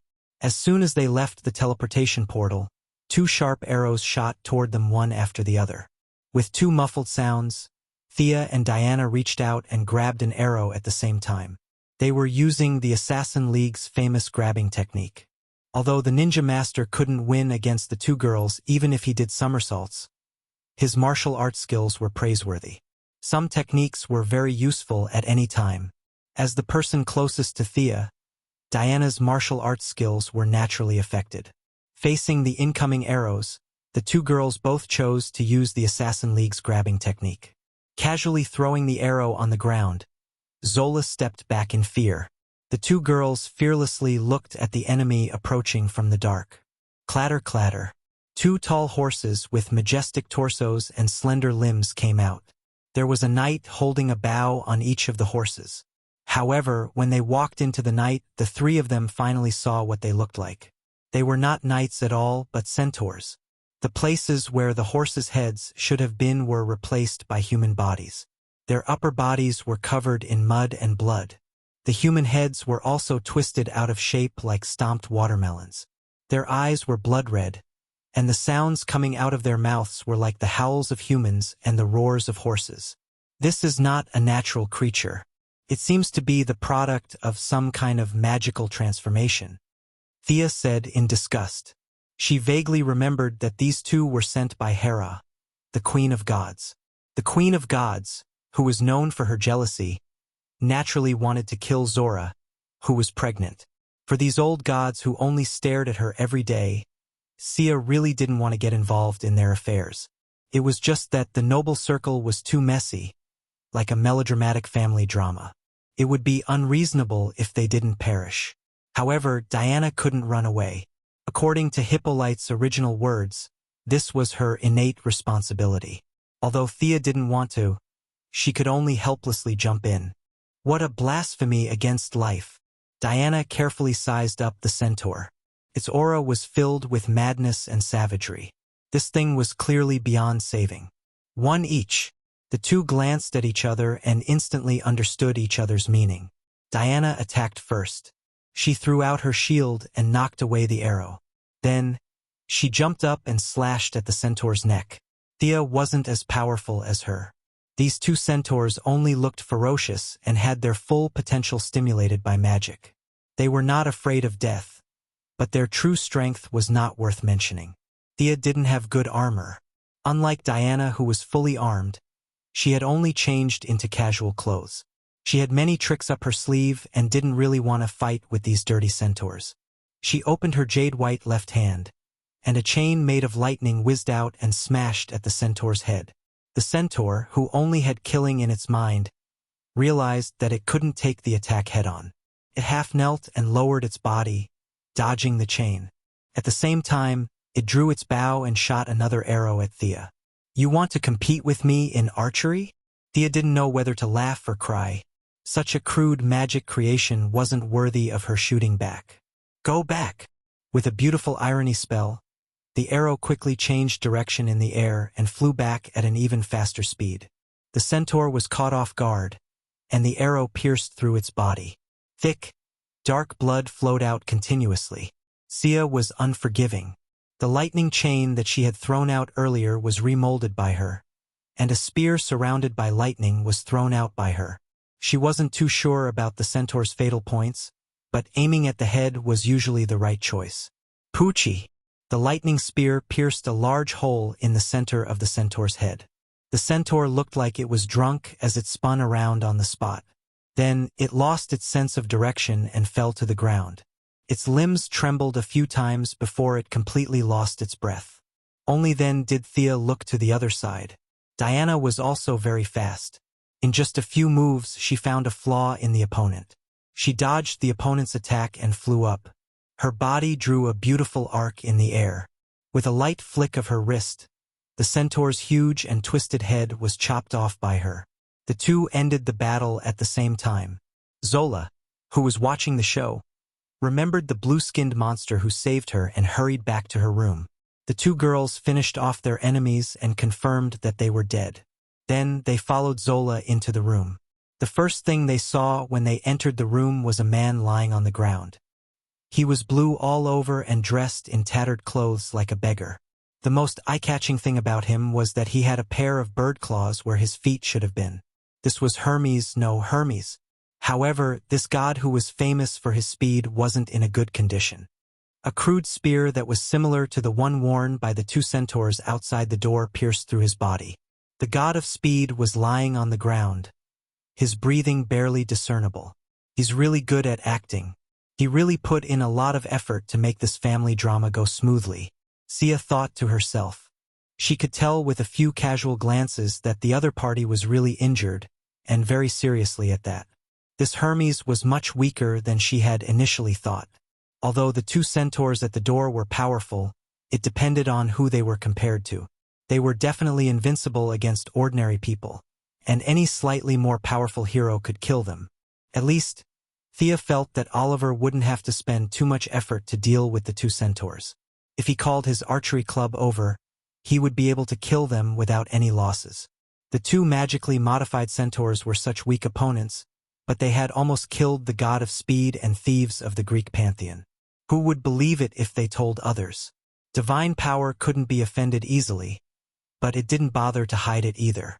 Hermes was faking it, but his true strength was indeed so low that it hurt people's hearts. Even though he tried his best to hide it, one could still estimate his general strength. Thea felt that she could fight 3 or 4 opponents of this level even if she counted his hidden strength. It was important to know that he was one of the 12 main gods at his peak and had once blessed Diana. Now, his divine power was like a candle in the wind, let alone Diana. He could die if he used a little more strength. Chapter 484. Thea felt that she really didn't understand their thoughts. You're already like this, why don't you just lie down in your god's kingdom? Why do you have to jump out and cause trouble, and then show everyone what it means to struggle at death's door? Thea, see if you can save him. Diana still had some feelings for these gods who had blessed her in the past. She checked Hermes' wound and found that it was very serious, but she wasn't worried. She was originally very talented, and she had also received Morgan Le Fay's magic experience. There was almost no one in the world who could surpass Thea in healing. Diana was very confident in her lover's ability. Who? Hermes, who was lying on the ground with his eyes closed and pretending to be a dead dog, was seriously injured. He didn't know that Diana not only came according to his plan, but also brought another person with her. He had a bad feeling in his heart. This person who suddenly came in might ruin his plan, and this made him very anxious. But now he was seriously injured. Previously, he had pretended to be unconscious. It was unrealistic to immediately jump up to see who this unexpected participant was. No one was more stupid than the other. When the time came, the other person would know that he was pretending, and now he didn't have the strength to jump up. Under his imagination, he had to pretend to be unconscious. This was really a test for his acting skills. He was very anxious, but he had to suppress his consciousness in the depths of his mind. As long as his body showed a slight tremor, Diana would be able to find out that he was pretending to be dead. After all, he also had Athena's blessing, and it wasn't so easy to fool him. Then he heard a clear female voice reply to Diana, and then a warm magic wrapped around his wound. Hermes realized that his plan was in vain. This plan had just started, and there was a huge change. Diana had a demigod who was good at healing. Who was this guy? Unlike Hercules, although Hercules was trapped by the giants for thousands of years, he didn't experience the twilight of the gods. Now, except for a little mental problem, his divine power was basically intact compared to ancient times. Those who hid in their god's kingdom were different. They became gods with the help of faith, and the connection between their god's kingdom and the secular world was too deep and tight. After sleeping for so many years, every minute and every second in the material world was actually wearing down their foundation. It was like a slow suicide. When they finally woke up from their sleep and learned that Zeus, the god king, had disappeared, several gods who were unwilling to die had a new plan. Compared to their heyday, their strength had fallen greatly. Although Poseidon, Hades, and the other big shots were living a tight life, they still had some food at home, and they could last for a long time. As the god of speed and thieves, Hermes couldn't. He didn't know that a year later, there would be something called the god of speed that would deny the meaning of his existence as the god of speed at the level of the rules, resulting in his complete fall. He vaguely felt that he had very little time left, and an invisible sword had fallen on his neck. He was both a chess piece and a chess player. He wanted to survive in the chaos, but his plan was very good. He considered several possibilities and even designed several emergency plans. However, he never expected that such a big change like Thea would jump out in the first act. There must be someone who knew about the relationship between Thea and Diana, but this group of old gods who had just climbed out of their god's kingdom didn't know. They were proud and arrogant. Hermes didn't have much divine power left. He just roughly checked the information and began to put on today's big show. Thea's divine power was that of a real demigod, and there was a vague shadow of the Greek divine power. This couldn't be faked at all. Hermes had to do a deeper analysis. Could it be that old woman Hippolyte had deceived all the gods? At that time, Diana wasn't the only child, but two? Otherwise, it really didn't make sense. In an era when the gods had retired, other than Diana, there was also a young and lively demigod wandering in the world. This was too incredible. Although it was incredible, a warm and vigorous magic power that was full of vitality directly healed his wound. It was not suitable for him to lie on the ground and pretend to be a dead dog. Hermes regretted it so much that his intestines turned green, but he still pretended to be in a trance and opened his eyes. "You are." Although he was mainly looking at Diana, from the corner of his eyes, he still glanced at Sia, who had a stern expression and an outstanding temperament. Her calm gaze seemed to carry a bit of scrutiny. Thea's eyes met Hermes's eyes. The god of speed and thieves felt a little scared. How could this be? No matter how weak he was still one of the main gods. How could he feel scared? He must have thought too much before and felt a little guilty. Hermes didn't know that his feelings of fear had already merged with Thea's eyes. He thought that he was just thinking too much. His eyes flashed and he subconsciously avoided Thea. Although he felt that there was a big mistake in his plan, he still tried to continue the act. He staggered a few steps and found that Thea had healed him very well. Both demigods had sharp eyes. It was not a good idea to pretend to be a cripple. He cleared his throat. "You are Diana, the daughter of the Amazon. I've seen you before. You shouldn't have come here. Take this girl and run to the end of the earth. Otherwise, she will die in front of the god queen." His words were prepared in advance, but he regretted it as soon as he said them. Thea naturally caught his flaw and said very sincerely, "You are Hermes, the god of speed. Your speed is the best among the gods. We will cover you. Take this woman and leave first. Hermes wanted to give himself 2 tight slaps. He was indeed an idiot. What should he do now? Say that he was not fast enough? Humans could brag, but he was a god. If he said that he was not fast enough, he would be finished in minutes. There was no room for discussion. This was the limit of the rules. If he said that he was not fast enough, it was equivalent to giving up his clergy. The consequences were too serious. Just as he was thinking of a solution, Diana's interruption saved him temporarily. God Queen? The God Queen you are talking about is Hera? Yes, Hera's power is everywhere. Her jealousy is also unparalleled, so... He did not continue. What should he say next? Thea laughed out loud. She was everywhere. What was he bragging about? He was just borrowing the power of the divine artifact. Olympus had a divine mirror that observed everything in the world. This was the source of his understanding of everything. Since the beginning of the battle with the centaurs, she had felt a vague prying. Hermes felt that Thea's laughter was a little harsh. Young man, don't underestimate the God Queen. She has unimaginable divine power. Is that so? Through continuous measurement and reverse monitoring, Thea had a rough idea of the other party's location. He seemed to be in another plane. Was that the public area of the Greek gods, Mount Olympus? Chapter 485. She used her supervision to the extreme, and a huge amount of magic power poured into her eyes. With the help of her opponent's artifact channel, her gaze pierced through the space barrier and made eye contact with the middle-aged, luxurious woman in peacock feathers. Hera, the god queen who was watching them, didn't expect to be attacked. The orange energy with fear hit her directly. Even a god couldn't resist fear, especially someone like her who didn't even have 1/10 of her original strength and wasn't known for her strong will. However, her immortal life still gave her a huge bonus. Her pride as a god didn't let her fall into self-denial like Kanavi. She reached out with difficulty and closed the channel of the artifact mirror. Is this Hera? Sia secretly mocked Hera. Hera, who had a bad reputation, had been seen through by Sia in just a short exchange. She would be bragging if she said that Hera couldn't withstand a single blow, but she wasn't invincible. Also, Thea felt that Hera was more like a mage than a god. She didn't know if Hera didn't have enough divine power to begin with or if there was another reason. She wanted to teleport over directly, but Hera reacted quickly and decisively closed the channel. The location of Olympus was not the same as the traditional concept of space.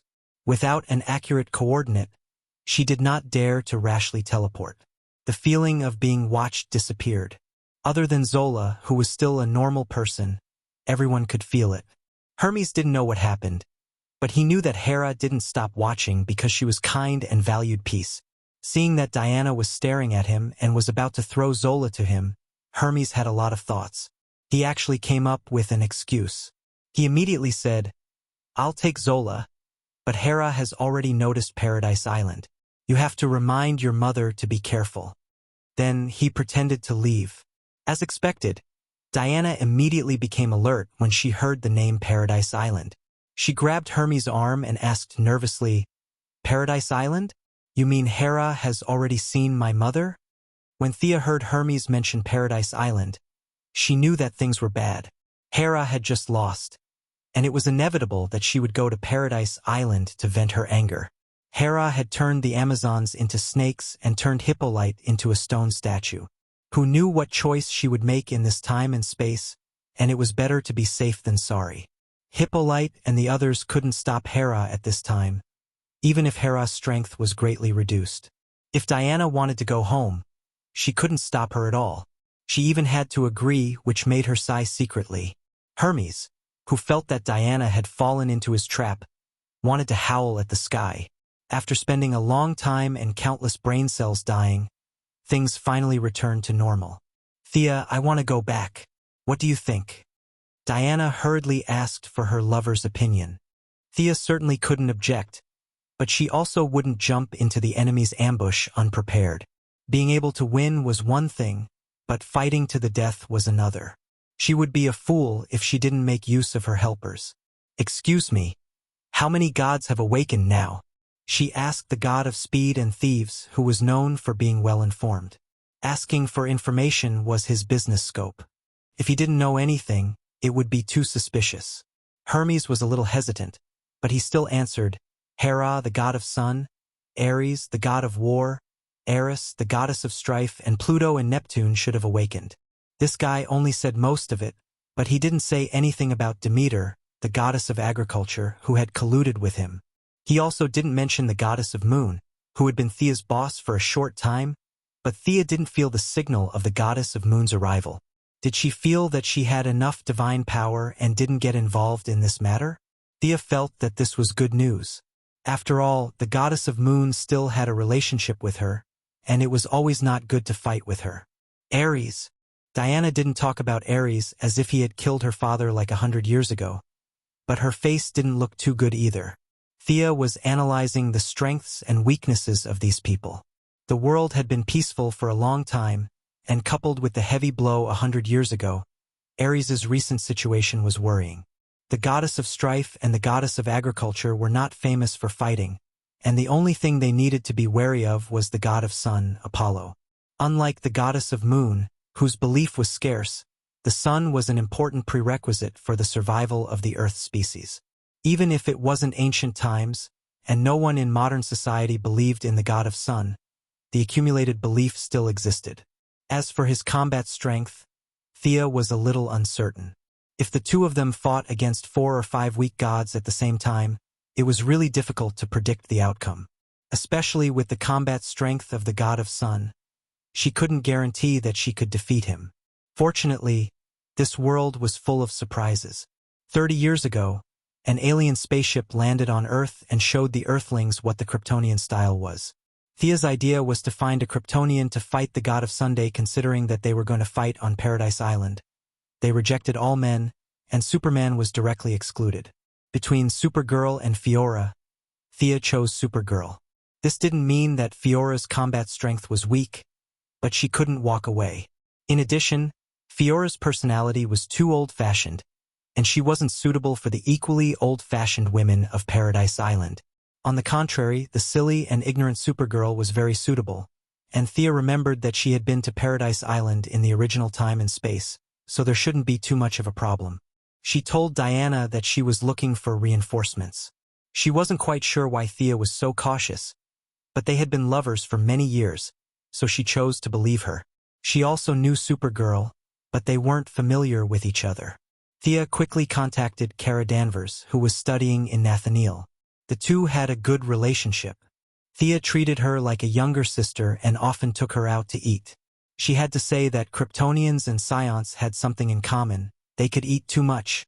Just casually treating her to a meal, and the number of swiping a credit card was chilling. Ordinary rich people couldn't afford to eat like that. Kara Danvers came quickly.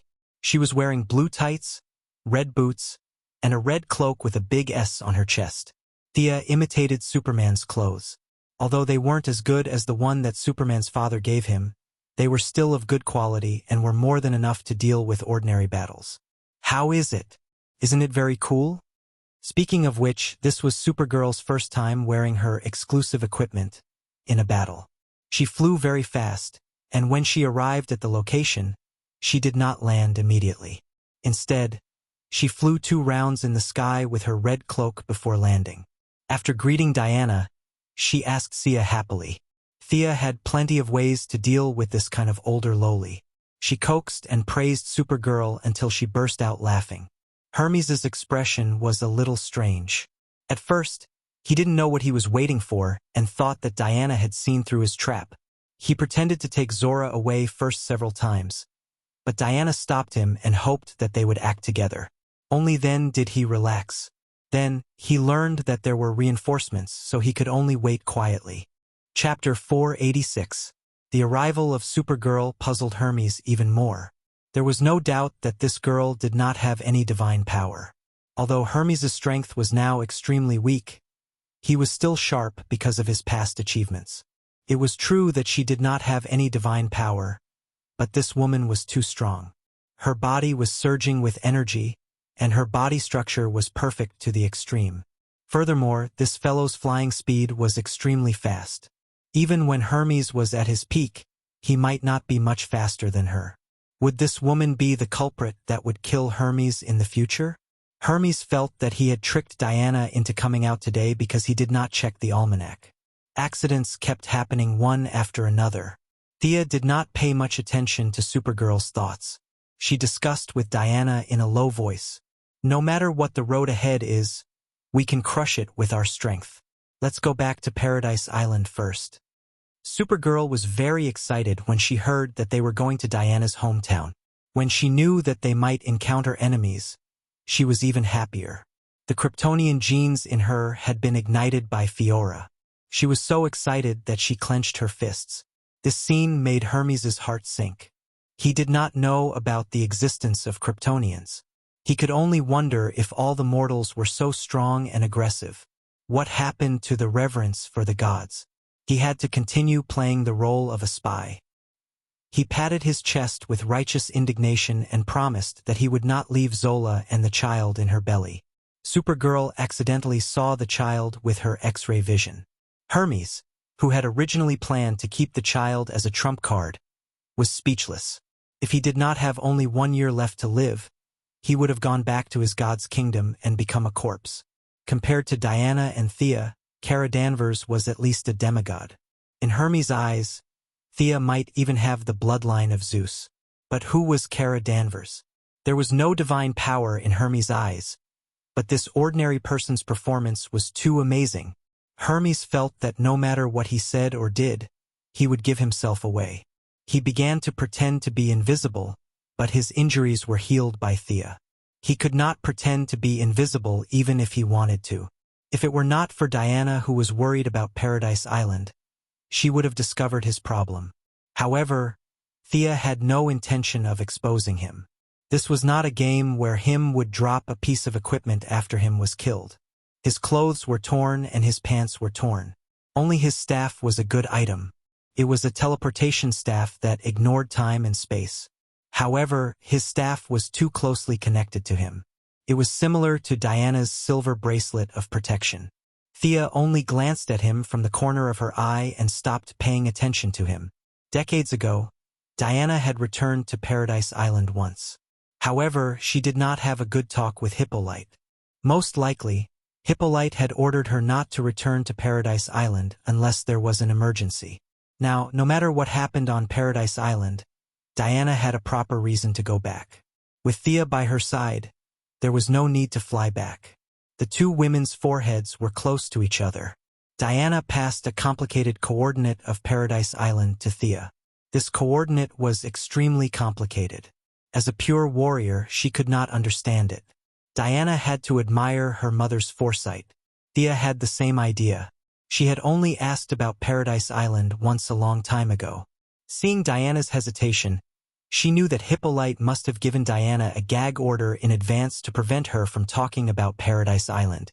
In the end, this old woman still treated Thea as an outsider. Being a member of the Amazon was nothing. If it were not for the fact that she was Diana's mother, Thea would not care about her at all. Hermes, who lowered his head and pretended to be invisible, found that Supergirl had been staring at him with a pair of big eyes. He smiled awkwardly. "Are you an alien?" Supergirl pointed at the bird's claws where Hermes' feet were supposed to be. Poor old god. How would he know anything about Earthlings and aliens?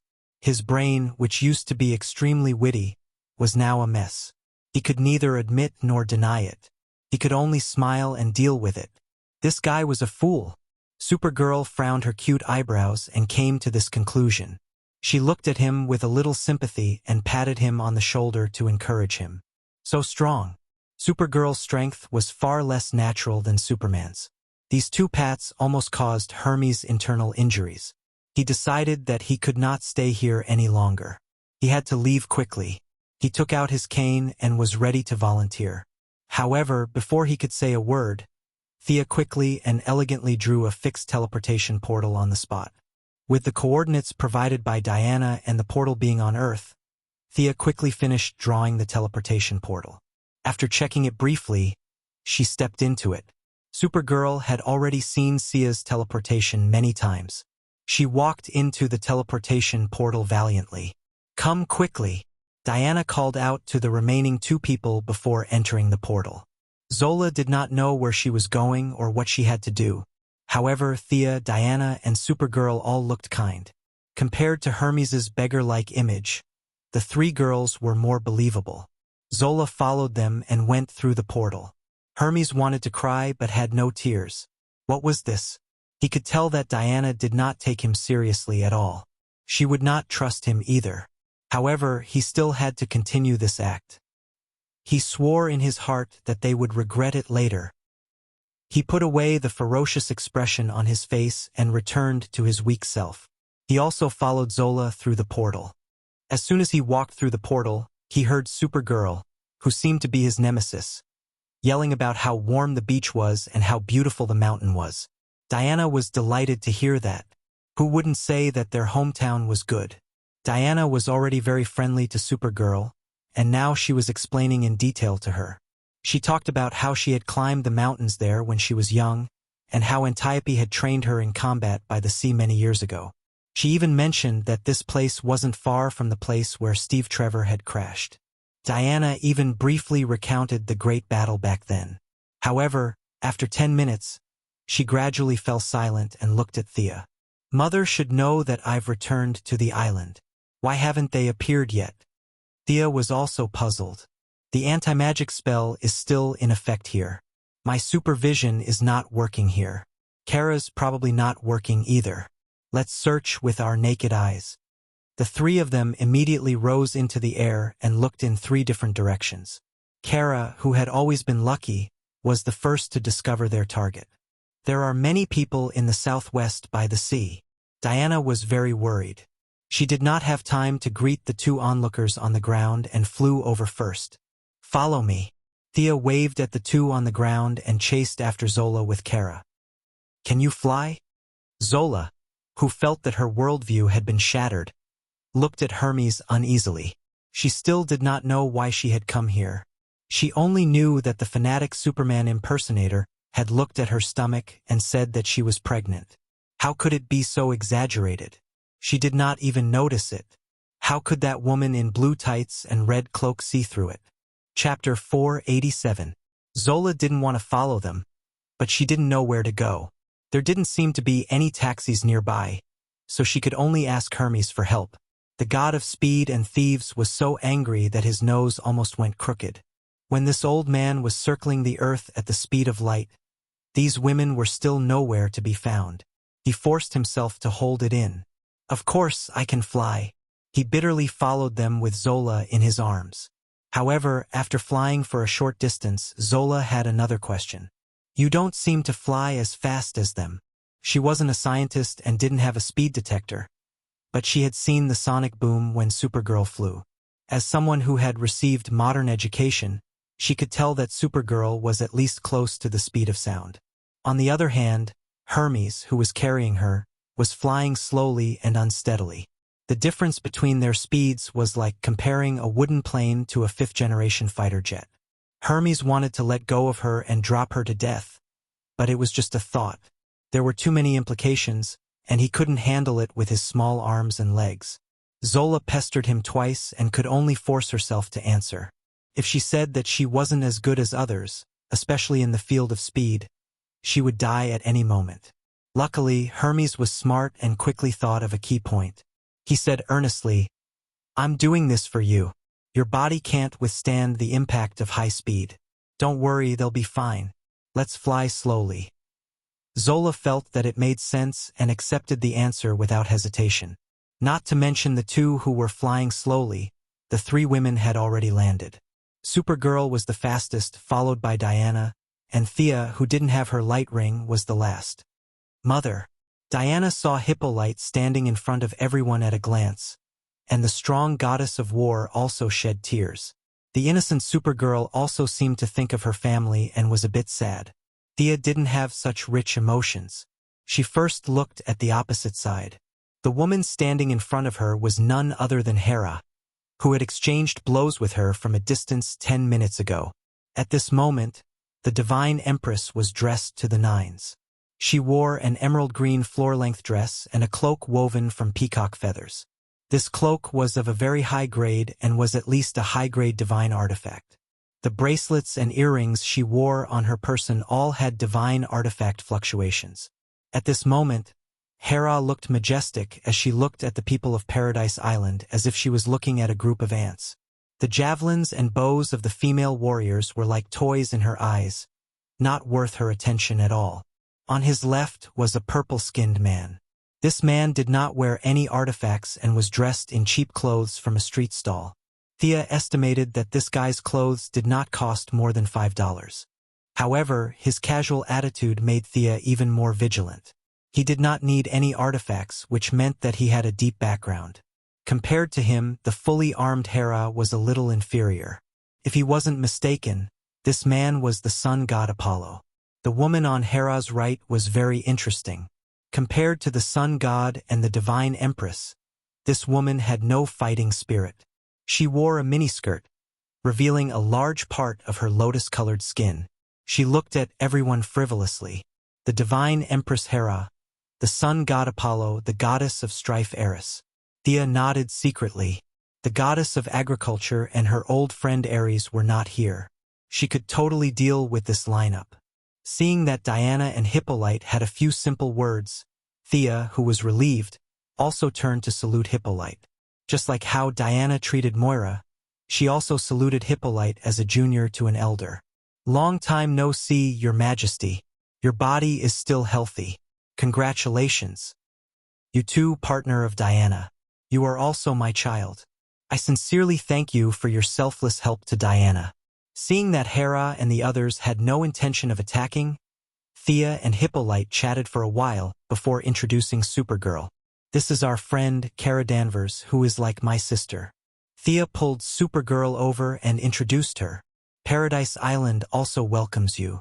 I can see that you are a brave warrior and a good child." Thea could also guess what Hippolyte was thinking. Paradise Island had suffered a great calamity. At this time, she would welcome anyone who came to help. Moreover, Supergirl looked silly and simple, which was more in line with the Amazon tradition. "Have you discussed the order of death? Hades is waiting for you." Hera spoke first in an overbearing manner. Who is going to talk to her? Thea and Diana glanced at Hippolyte and found that the queen was a little ashamed. As a mistress, she was indeed a little guilty when facing the main wife. It didn't seem appropriate for Diana to talk. As the daughter of Zeus, at least nominally, Hera had jurisdiction over her. The people of the present generation didn't care, but the ancient Amazons were very restrained. Now that she could talk to the guardian of the universe, Thea didn't have any scruples with the improvement of her strength. She stepped out first. "Your Majesty, no one will die today because of the battle. I am very sure of this." Her words caused Hera's gaze to shift from Diana. She sensed a little and found out. Wasn't this the person who fought with her 10 minutes ago? At that time, things happened in a hurry. She didn't even see clearly whether the enemy was a man or a woman. Now she could finally take a closer look. There was no doubt about the level of a demigod. However, Hera couldn't tell which divine system the other party was from. It seemed to have the shadow of the Greek divine system. She could also see traces of the Egyptian divine system. She couldn't make a judgment for a while. Thea had transformed into a hero spirit several times. She had already converted all the divine power. Without tracing back to the source, she couldn't see clearly. Right now, she was like a newly born demigod. Even Hera, who grasped the authority of the gods, couldn't see through her origins. However, the arrogant Hera still glanced at her. "You can't save them, even with the help of that Amazon." Hera glanced at the two demigods. On the other side, the Supergirl was completely ignored by her. "How about we go outside the island to fight? It's hard to fight here." Thea didn't like the environment of Paradise Island. Once she entered, more than half of her magic power was sealed. However, her physical fitness was still there. She didn't know if the restrictions on the island were loosened or if it was Hera's doing. Plus, she didn't want to fight with Hera. It was meaningless. If you want to kill the firstborn, go ahead.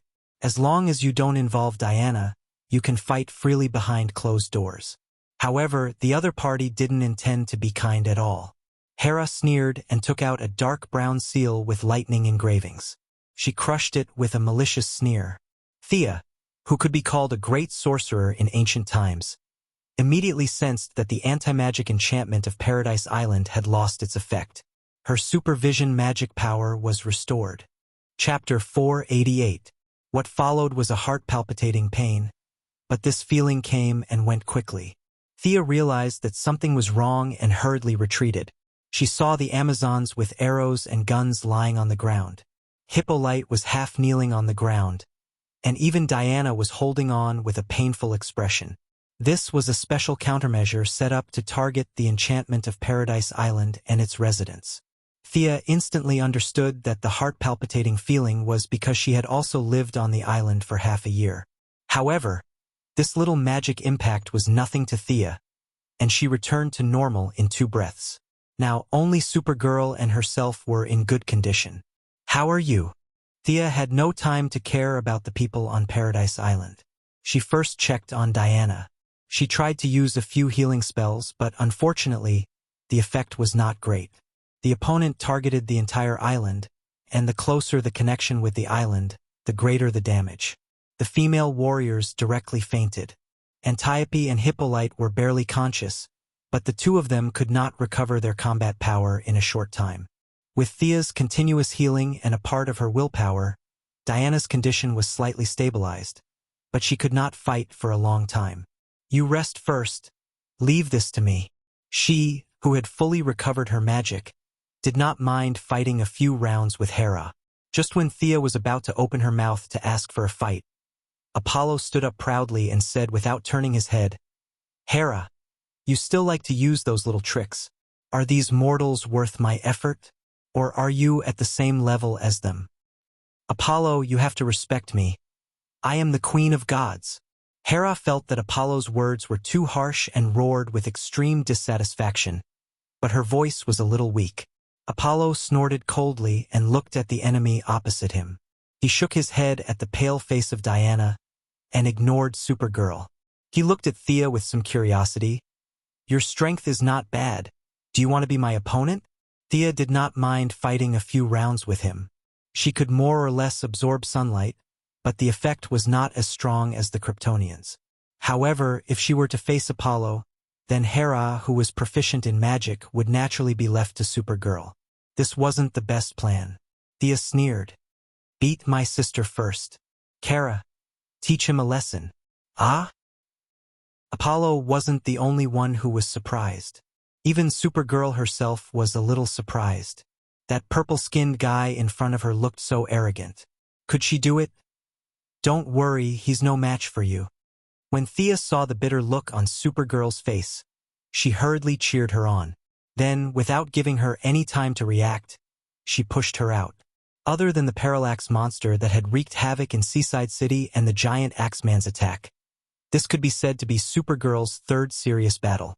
She clenched her fists tightly, and her chest, which was not considered large, appeared slightly curved due to her deep breaths. After a period of hard training by Fiora, Supergirl's fighting style was finally starting to look a little better. She was no longer using the standard farmer fighting style of the Iyer family. Instead, she was now in an offensive and defensive posture, waiting for the enemy to attack first. "Ha ha!"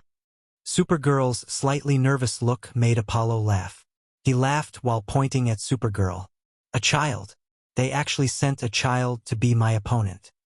Pay attention to the strength of your attack. Just kill a mortal and leave the rest to me. I want to properly deal with them," Hera said fiercely. Apollo shook his head with some pity. He looked at Supergirl, who was so nervous that her eyes were a little straight.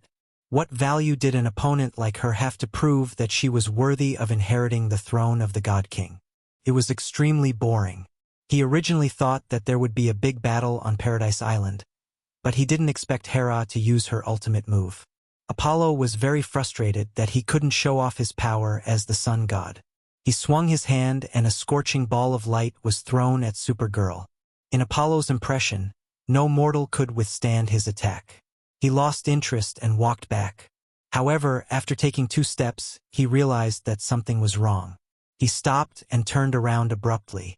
When the dust settled, he saw that Supergirl was still in the same position. Apollo's attack was fast and ruthless. She didn't even have time to react before she was hit. However, the opponent's fierce attack didn't hurt Supergirl. She wasn't very sensitive to her own energy. She only vaguely felt that she had gained some benefits. But how was this possible? This purple-skinned guy in front of her was obviously very powerful. Why didn't he hurt her? Supergirl, who had little combat experience, didn't think about the problem of sunlight. If it were Superman or Fiora, they would have understood immediately. She had little combat experience, but Apollo had plenty of combat experience. However, he didn't know about the Kryptonians. Looking at Supergirl cautiously guarding against her, she, who believed herself to be intelligent, was truly confused. She, who had been through hundreds of battles, was very certain that she had hit her opponent. However, seeing that Supergirl was completely unharmed, she couldn't help but wonder what was going on.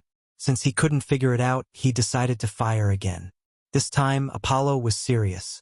He bent his body slightly, bent his arm, and made a gesture of accumulating energy.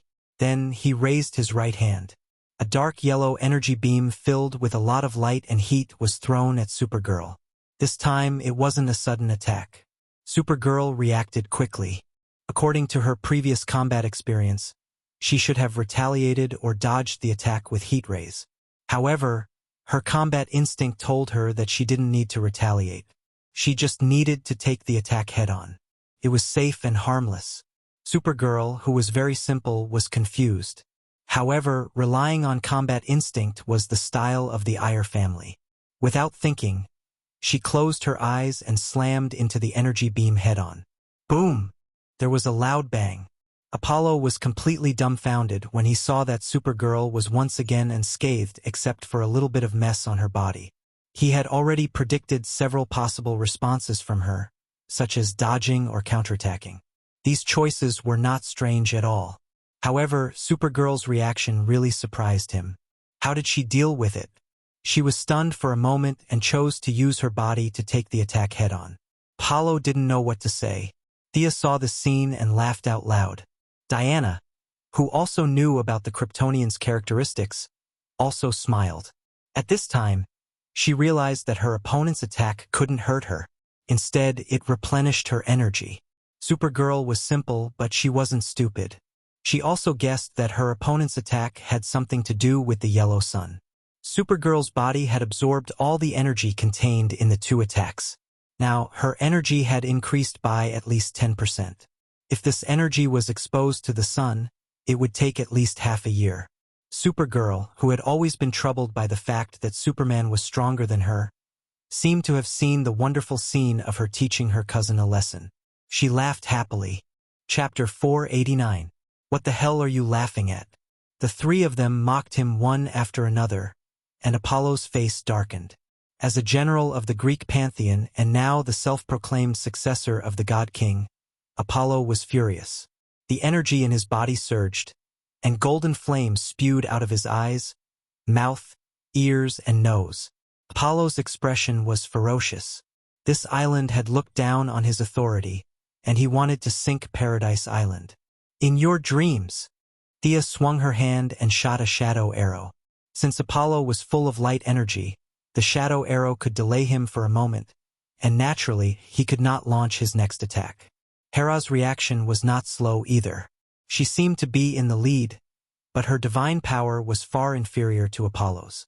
Seeing Thea blocking her, she did not want to be outdone and shot a water arrow to counter the shadow arrow.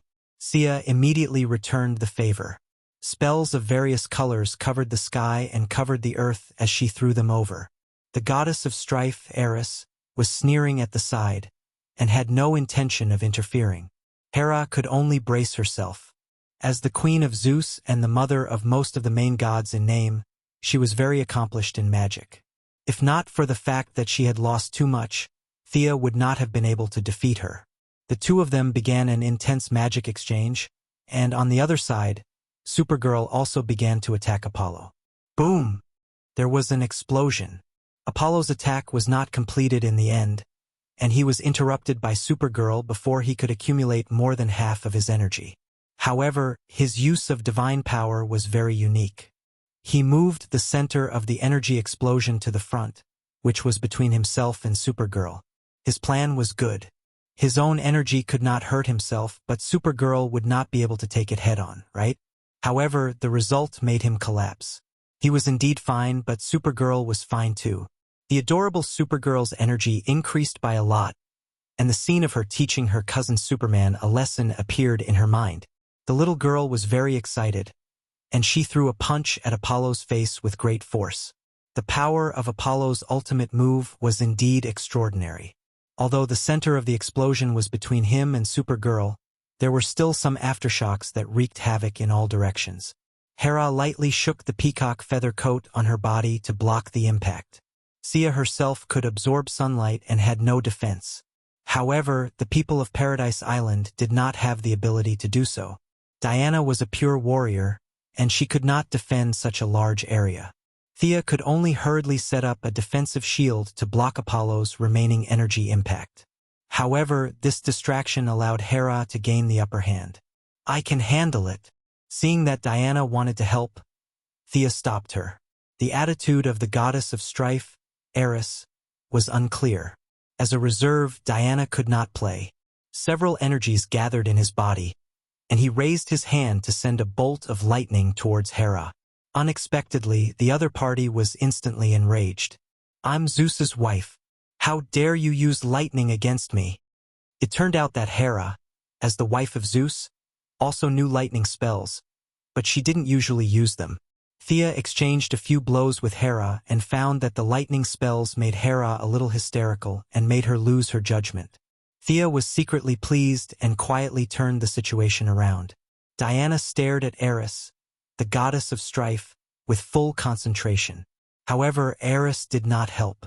Instead, she took out a glass of wine from the void and drank it leisurely. From time to time, she would say a few sarcastic words. "Mother, be careful. Do you need your daughter's help? Little girl in the red cloak, be careful. Apollo is going to hit your shoulder."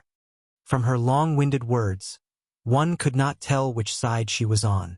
It seemed that the victory of either side had nothing to do with her. Diana threw out the lasso of truth. She did not resist and continued to say what she wanted to say. If one did not consider that her power was much higher than the rule of truth, it meant that every word she said was true. She wanted to instigate everyone to continue fighting, and the more heated the fight, the better. When she saw that someone's momentum was weak, she would start to instigate with her 3-inch tongue. She would only stop when both sides were fighting in full swing. Diana tried to block his mouth, but it was of no use. His voice was still transmitted to the few of them. Conflict and instigation, this was her priesthood, her nature. Of the 4 people in the field, Hera and Apollo were naturally familiar with her style. Thea was bombarded by the media, but it went in one ear and out the other. Supergirl was affected a lot. Fortunately, she had the absolute upper hand, so the impact was not too great. Apollo was very depressed. With many years of battle experience, he could still see that the opponent had a physique that absorbed sunlight. Although this type of enemy was rare, it was not like he had never seen it before. Not to mention those far away, he could see that Thea also had such a physique. However, the physique that absorbed sunlight in Apollo's impression was completely different from the one in the red cloak in front of him. She absorbed it too quickly and used it at a high rate. The two of them exchanged more than 10 blows. Apollo had used up 20% of his energy, while the opponent had increased it by 20%. His own energy had become someone else's energy almost without any loss. How could he continue fighting? If Supergirl were to use energy attacks like heat rays, Apollo would be able to suck them back. However, Supergirl was determined not to let Apollo use his ultimate move. She decided to use physical attacks to fight in close combat, causing Apollo to suffer greatly. He was the sun god. In order to pursue the purity of power, he had also eliminated impurities like Thea. Now, he only had light element attacks. He could not win in close combat, and his energy attacks were absorbed. In addition, Eris would spout nonsense from time to time. Apollo was so frustrated that he wanted to bang his head against the wall. He wanted to change opponents with Thea. He had seen her physique. She could only absorb a part of the light. As long as he increased his energy output, he would definitely be able to injure her. Although it was very tiring to fight, he could at least hit her a few times. The Supergirl in front of him was beating him to the point that he could not fight back at all. Apollo hurriedly gave Hera a look. Then he despaired. Hera was burning with jealousy. God knew what she was thinking. She was fighting against Thea with lightning magic. Even if Apollo died in front of her, she would not look at him, let alone give him a look. Stupid teammate. Apollo did not know this term, but the meaning was the same. Although it would damage his dignity as the sun god, he could make a strategic change today. Apollo's only thought was whether to drag these two ignorant women with him or run alone. However, it was not that easy for him to run away. Diana had already seen through the situation on the battlefield. He did not have to worry about Thea and Hera for now. At their current level, they would not be able to win in 3 or 4 days. She rushed out diagonally and stopped Apollo, who was about to run away. Supergirl's combat experience was average, but Diana was a veteran. The main damage was absorbed by Supergirl. Since she had not recovered from her injuries, she stabbed Apollo in the back. It was basically a defensive warrior throwing away his shield and turning into a thief. Hermes, who had arrived late with Zola, arrived at the battlefield and saw the stalemate. Chapter 490. The sound and light effects of Thea and Hera's magic were dazzling. The whole ground was plowed by their magic. Zora's mouth was wide open. This must be a dream, right? Zola, who had never lived in the metropolis, doubted the authenticity of Superman. Were the two women who could summon lightning, frost, and fire real? She felt that tonight's experience was just a figment of her imagination, a nightmare that wasn't too scary. These people had pulled her here for no reason, and the main reason was that this was her dream. That was why she was here. Hermes didn't care about Zora's thoughts. It was fine as long as she was alive. The change in plan was too big. Hermes's original intention of using Zora to be friends with Diana had been extinguished. He turned to the other side, and his eyes almost popped out. He saw Supergirl and Diana pressing Apollo to the ground and beating him up like a dead dog. Was this the sun god who had fought for tens of thousands of years and was now ambitious enough to inherit the throne? Hermes's power had decreased tremendously, but his vision was still there. He could see that Diana was injured and hadn't even used half of her true power.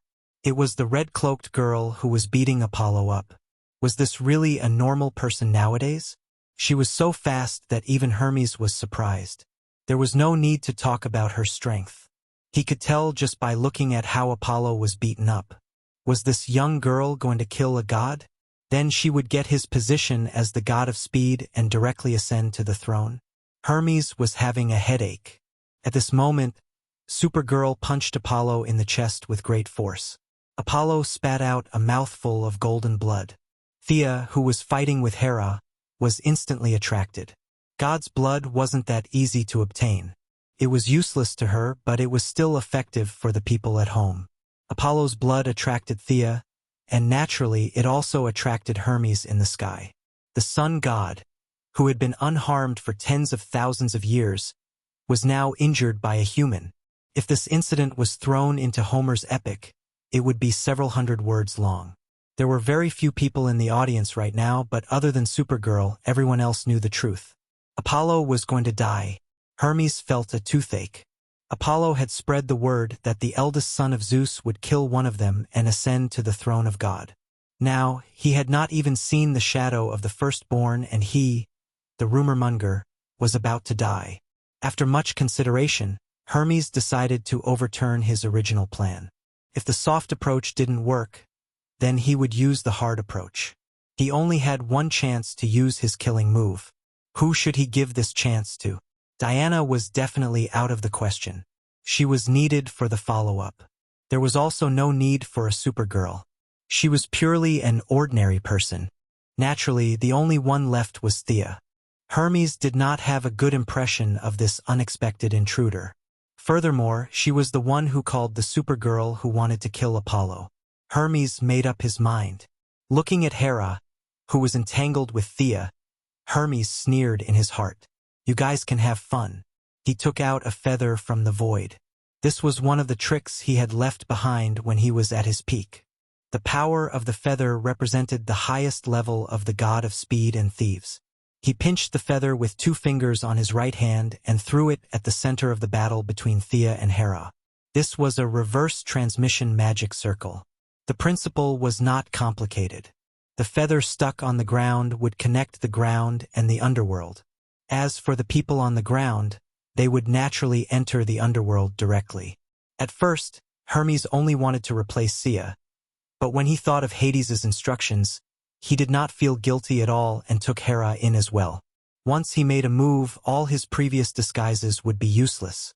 Without hesitation, he grabbed Zola, who still wanted to watch the show, and directly activated the divine staff to teleport away. His feather was as light as a gust of wind. It was inserted vertically in the middle of Thea and Hera's battlefield. Because it was not aimed at the two but at the ground, neither of them sensed it. When the transmission began, Thea was shocked. What was that? Hermes, don't you dare! Hera shouted loudly, but the transmission was so fast that both of them were 1 step too late. The ground within a radius of 100 meters and the two of them were instantly transferred to the other side. Thea only heard Diana's shout before the transmission began. Seeing that Hera had wrapped herself up tightly with the peacock cloak, Thea also took out the light ring, conjured a big house, and went in.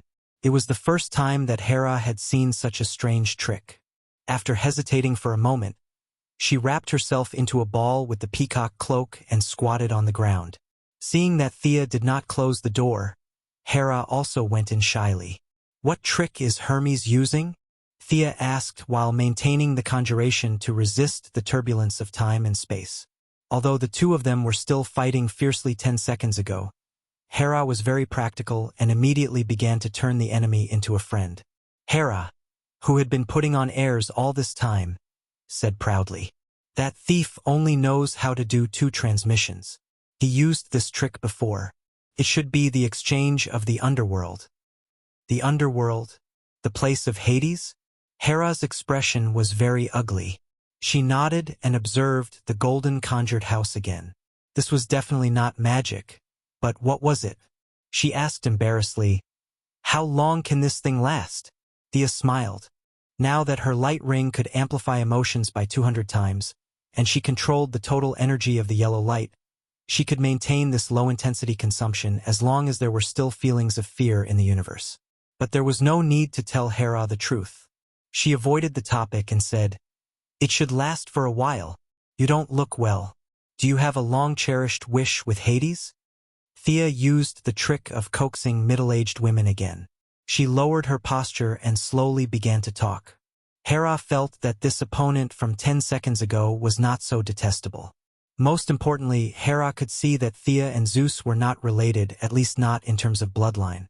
This made Hera's attitude much more relaxed. Although Hera was still arrogant, she could still answer 2 out of 3 questions. Thea had a rough idea of the situation. In fact, Hera wasn't as bad as the legends made her out to be. She was extremely loyal to her love. It was just that Zeus was too much of a playboy. He repeatedly threw his love into the pool, which made Hera a little hysterical at times. But even so, Hera did not betray their love. She and Zeus only had 2 men and 3 women. The rest of the men and women in the Greek gods were all illegitimate children. Of course, this included Diana. Even the strongest woman could not bear to face the dozens of illegitimate children her husband had created for her every day. The patriarchal society ignored Hera's loyal love and forced Hera to be jealous. This was a terrible thing. Zeus, who was a playboy, was praised. Hera, who carefully protected her love, was criticized as useless. Hera, who was proud, did not bother to explain. The more she explained, the worse it got. Chapter 491. Thea could only say that every hateful person had a pitiful side to them. Zeus, who was full of love, was largely responsible for Hera's current state of disgrace. She didn't even need to put herself in Hera's shoes. Any woman with a clear mind would have done 10 times, or even 100 times worse than Zeus. She sighed and comforted Zeus, and the 2 of them tacitly raised their relationship to neutral. With a slight tremor, the vibrations around the house stopped, and the two of them landed on the underworld. "We seem to have arrived. Do you have a way to go back?" Thea put away her light ring. She was still wearing her casual outfit of a red windbreaker, black pants, and long boots. She put her hands in her pockets and looked around solemnly. She didn't know how to use her teleportation spell in this godforsaken place. Even the basic rules of teleportation were different from those on Earth. Thea only tried twice, and layers of obscure energy blocked her spatial positioning. "This is Hades's place. I've never been here before," Hera said vaguely. Thea had been trying to get information out of her, so she had a rough understanding of their relationship. Hera was in a very cliché position when it came to the appointment of the God King. Even though Thea felt that the position of the God King was most likely a trap set by Zeus, the remaining gods of the Greek pantheon had to get Hera's approval if they wanted to be the God King. The juniors had to make some deals with Hera if they wanted to be recognized. For example, the arrogant Apollo was willing to be Hera's bodyguard for once because of this reason. As Zeus's brother, Hades, the Emperor of the Sea, didn't have to go through so much trouble. They wanted to marry Hera directly, but the Queen of the Sea would definitely not agree. This was the crux of the conflict between the two sides. Hera was usually cooped up in Mount Olympus, so it was fine if she didn't want to. But now that she was tricked by Hermes, the two of them were in the underworld, so it was a little awkward. Seeing that Hera was helpless, Thea shrank her neck again. It was too cold here. The sky was gray, and so was the ground. There was a bone-piercing chill in the air. This place was not like the natural environment where it was a few dozen degrees below zero. It was literally cold, and it was indifferent to all life. It wasn't that there wasn't a way to go back. At the very least, Zeus' lightning arrow would definitely allow her to go back.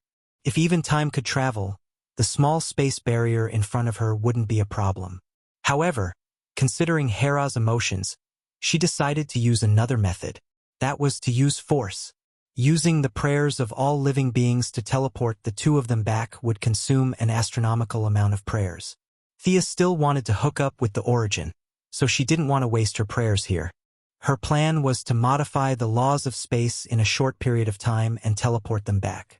Just as she was about to take action, she saw that the previously silent and gloomy space seemed to have received some kind of command, and this space was slowly coming to life. The gray clouds in the sky were gradually approaching. Upon closer inspection, they were not clouds at all. They were the skeletons of countless birds. Some of them were already badly damaged, and some of them could still be seen. Compared to the silently approaching skeletal birds, the abnormalities on the ground were more shocking. On the surrounding walls and between the rocks, there were countless filthy corpses crawling out. The ground under their feet also had countless human hands and rotting heads. There were men and women, old and young. From the eyes of the corpses, one could see only hatred. Hatred for the world, hatred for the living. Ouch! Thea looked at the scene and felt a little depressed. The things in front of them could frighten a mortal, but for her and Hera, it was just a matter of a few fireballs. The only thing to note was that Thea had a slight obsession with cleanliness.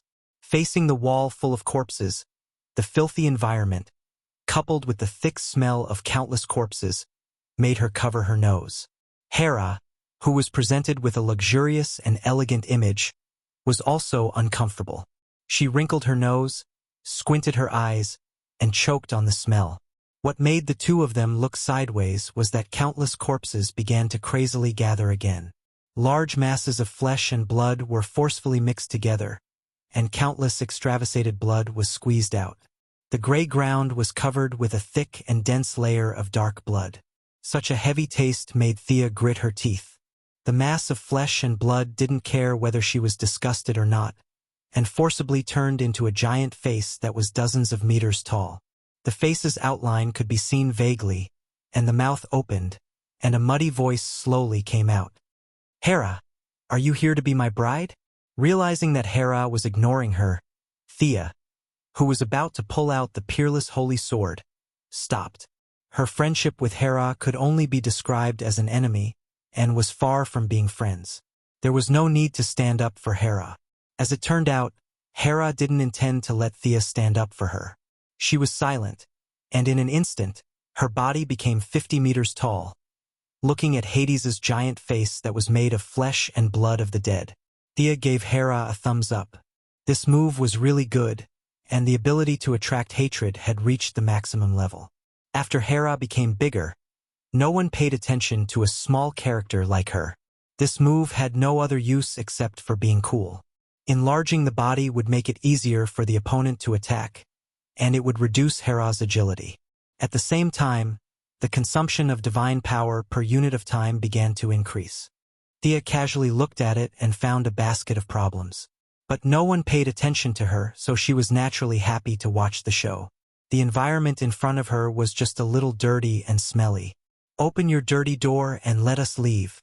Hera didn't know how to negotiate at all, and she gave a rigid order. The only good news was that Hera had a good heart and even brought Thea along. Hades was angered by Hera's tone, and the giant face made of flesh and blood seemed to tremble a few times. "Come to my throne and have a good talk." After that, the giant face of flesh and blood turned into mud and scattered on the ground. Countless corpses and zombies crawled out from the ground, and countless death knights gathered not far away. Giants that had lost their minds, and monsters that had been killed in myths and legends appeared one after another. The sea of dead covered a radius of hundreds of miles, and a small path that was as wide as two people suddenly appeared. This should be the path that led to Hades's throne. "Are you really going to go there?" Thea pulled Hera, who had turned back to her normal size and was about to walk in. "You have a way?" Hera looked at her curiously. Thea roughly explained her idea, and Hera shook her head after hearing it. "Time is too tight. They won't give us much time to prepare." Thea also admitted this. Once she focused on rewriting the rules, it would take at least 2 to 3 minutes.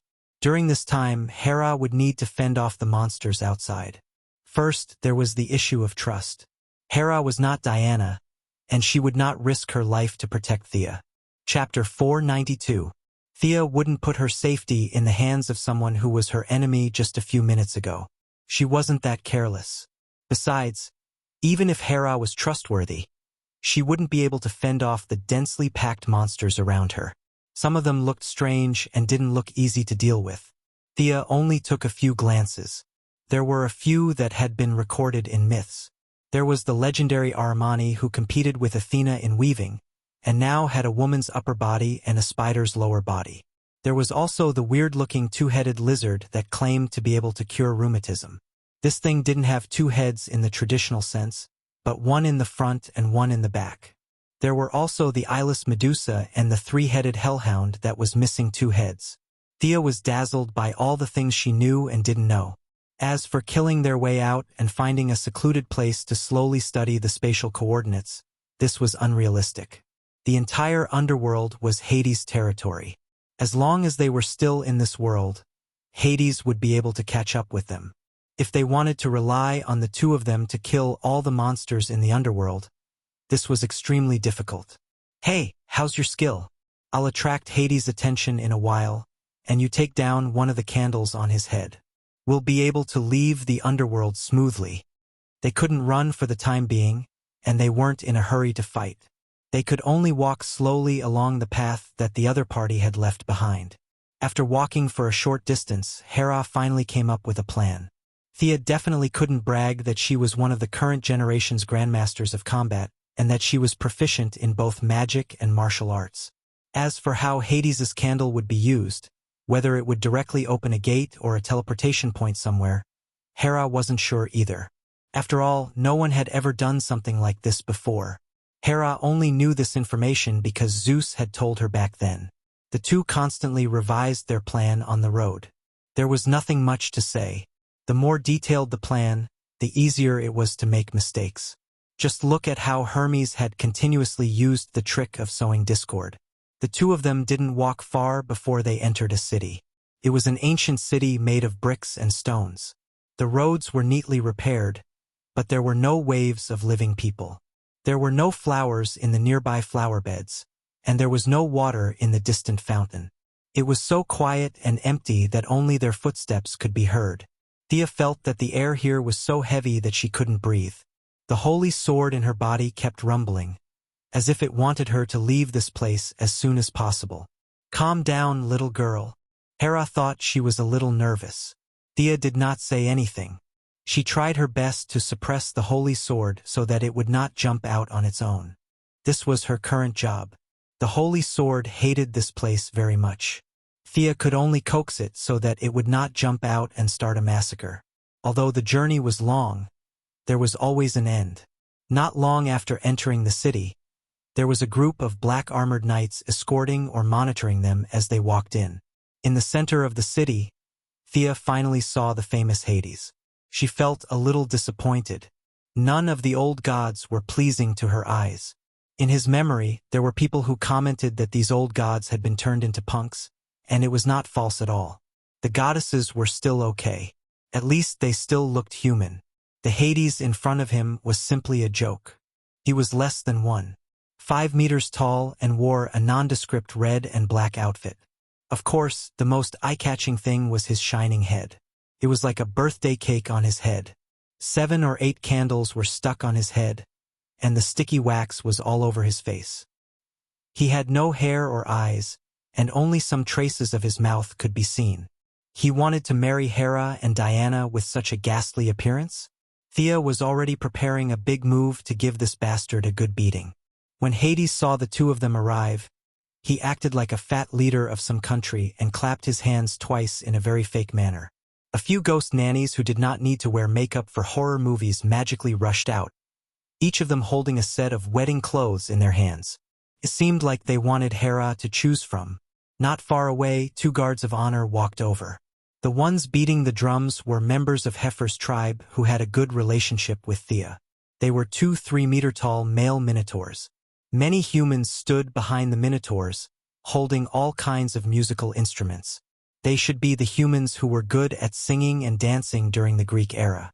After their deaths, they fell into the hands of Hades. Of course, Hades would not be unprepared. He had gathered the army further away. In his eyes, Hera was a piece of meat on the chopping board, and he could do whatever he wanted with her. As for Thea, who was she? The old Hades had never heard of her before. "Change into the new clothes. As my bride, this is your destiny, Hera. In order to celebrate my ascension to the throne of the God King, I will keep some things for you. Is the one beside you your maid? You can keep her." Hades's expression could not be seen clearly because of the candlelight on his head. He thought for a while as if the other party was just an ant, and everything was under his control to decide their fate. He looked at Thea's appearance twice. Firstly, Hades did not know this woman, which meant that she was a nobody. Secondly, Thea's appearance and figure leaned towards the modern era. In Hades' eyes, she was just ordinary. This was the difference between ancient and modern aesthetics. Nowadays, it was difficult to distinguish between Thea and Diana's appearance. Modern people generally thought that Thea was slightly more pleasing to the eye, but in Hades' eyes, he would think that Diana was prettier. Thea was at most a maid to him. At this time, Hera was not angry at being treated as a maid. After seeing Hades, the holy sword kept sending a message, and that was to chop him up. Seeing that she was about to lose control, Thea's forehead was sweating, which made Hades even more proud. She was trembling in fear of his supreme divine power, which meant that Hades's power was still sufficient. Although there was a faint sense of uneasiness, Hades thought that it was because of some trump card in Hera's hand. As the queen of Zeus, it was normal for her to have a few weapons of mass destruction in her hands. Hades had been using words to test Hera, and even infuriate her. He wanted to see if she had any other tricks up her sleeve. The little follower beside Hera was automatically ignored by him. For so many years, Hades did not have the habit of probing other people's energy. In his inherent knowledge, no one was stronger than him except for Zeus. Even Poseidon Boston was slightly weaker than him. Now, you want him to probe Hera's maid. Isn't this a joke? Seeing that Hera did not say anything, Hades felt that she probably did not have any trump cards left, so he ordered the Anababas to pass them the clothes. He was in a hurry. "Take it. Quickly change into it." One of the Anababas took out a piece of tattered clothes and handed it to Thea with a contemptuous tone. She did not know that she had almost poked a hole in the sky. Get lost, you bunch of ants. Hera could not hold it in anymore. Chapter 493. Just as Anababa's bony hand was about to touch Thea's shoulder, a dazzling light shot up into the sky, and the dark world suddenly seemed to have an extra ray of light. This was something that the dead once had. This was the power of emotion. This was the light that once bloomed in life. The heavy and harsh environment of the underworld, which had operated for tens of thousands of years, suddenly had some vitality. Many dead people who had fallen for tens of thousands of years recalled their ancient memories. Their filthy eyes shed tears, and their dead bodies seemed to be injected with vitality again. This process was extremely short, but its significance was incomparably far-reaching. Thea finally took out the holy sword when she couldn't bear it anymore. This was a top-level artifact that symbolized the will of all living beings. Just the aftermath of the holy sword itself vaporized Anababa, who was the fuse, so she went all out. Holding the holy sword with one hand, she ran a few steps and arrived in front of the stunned Hades. "Grandson, I've long disliked you." After saying that, she didn't wait for Hades to reply and swung her right hand horizontally. The holy sword sensed her thoughts and knew that she was about to kill Hades. Even if it was just a clone, the holy sword was still very excited.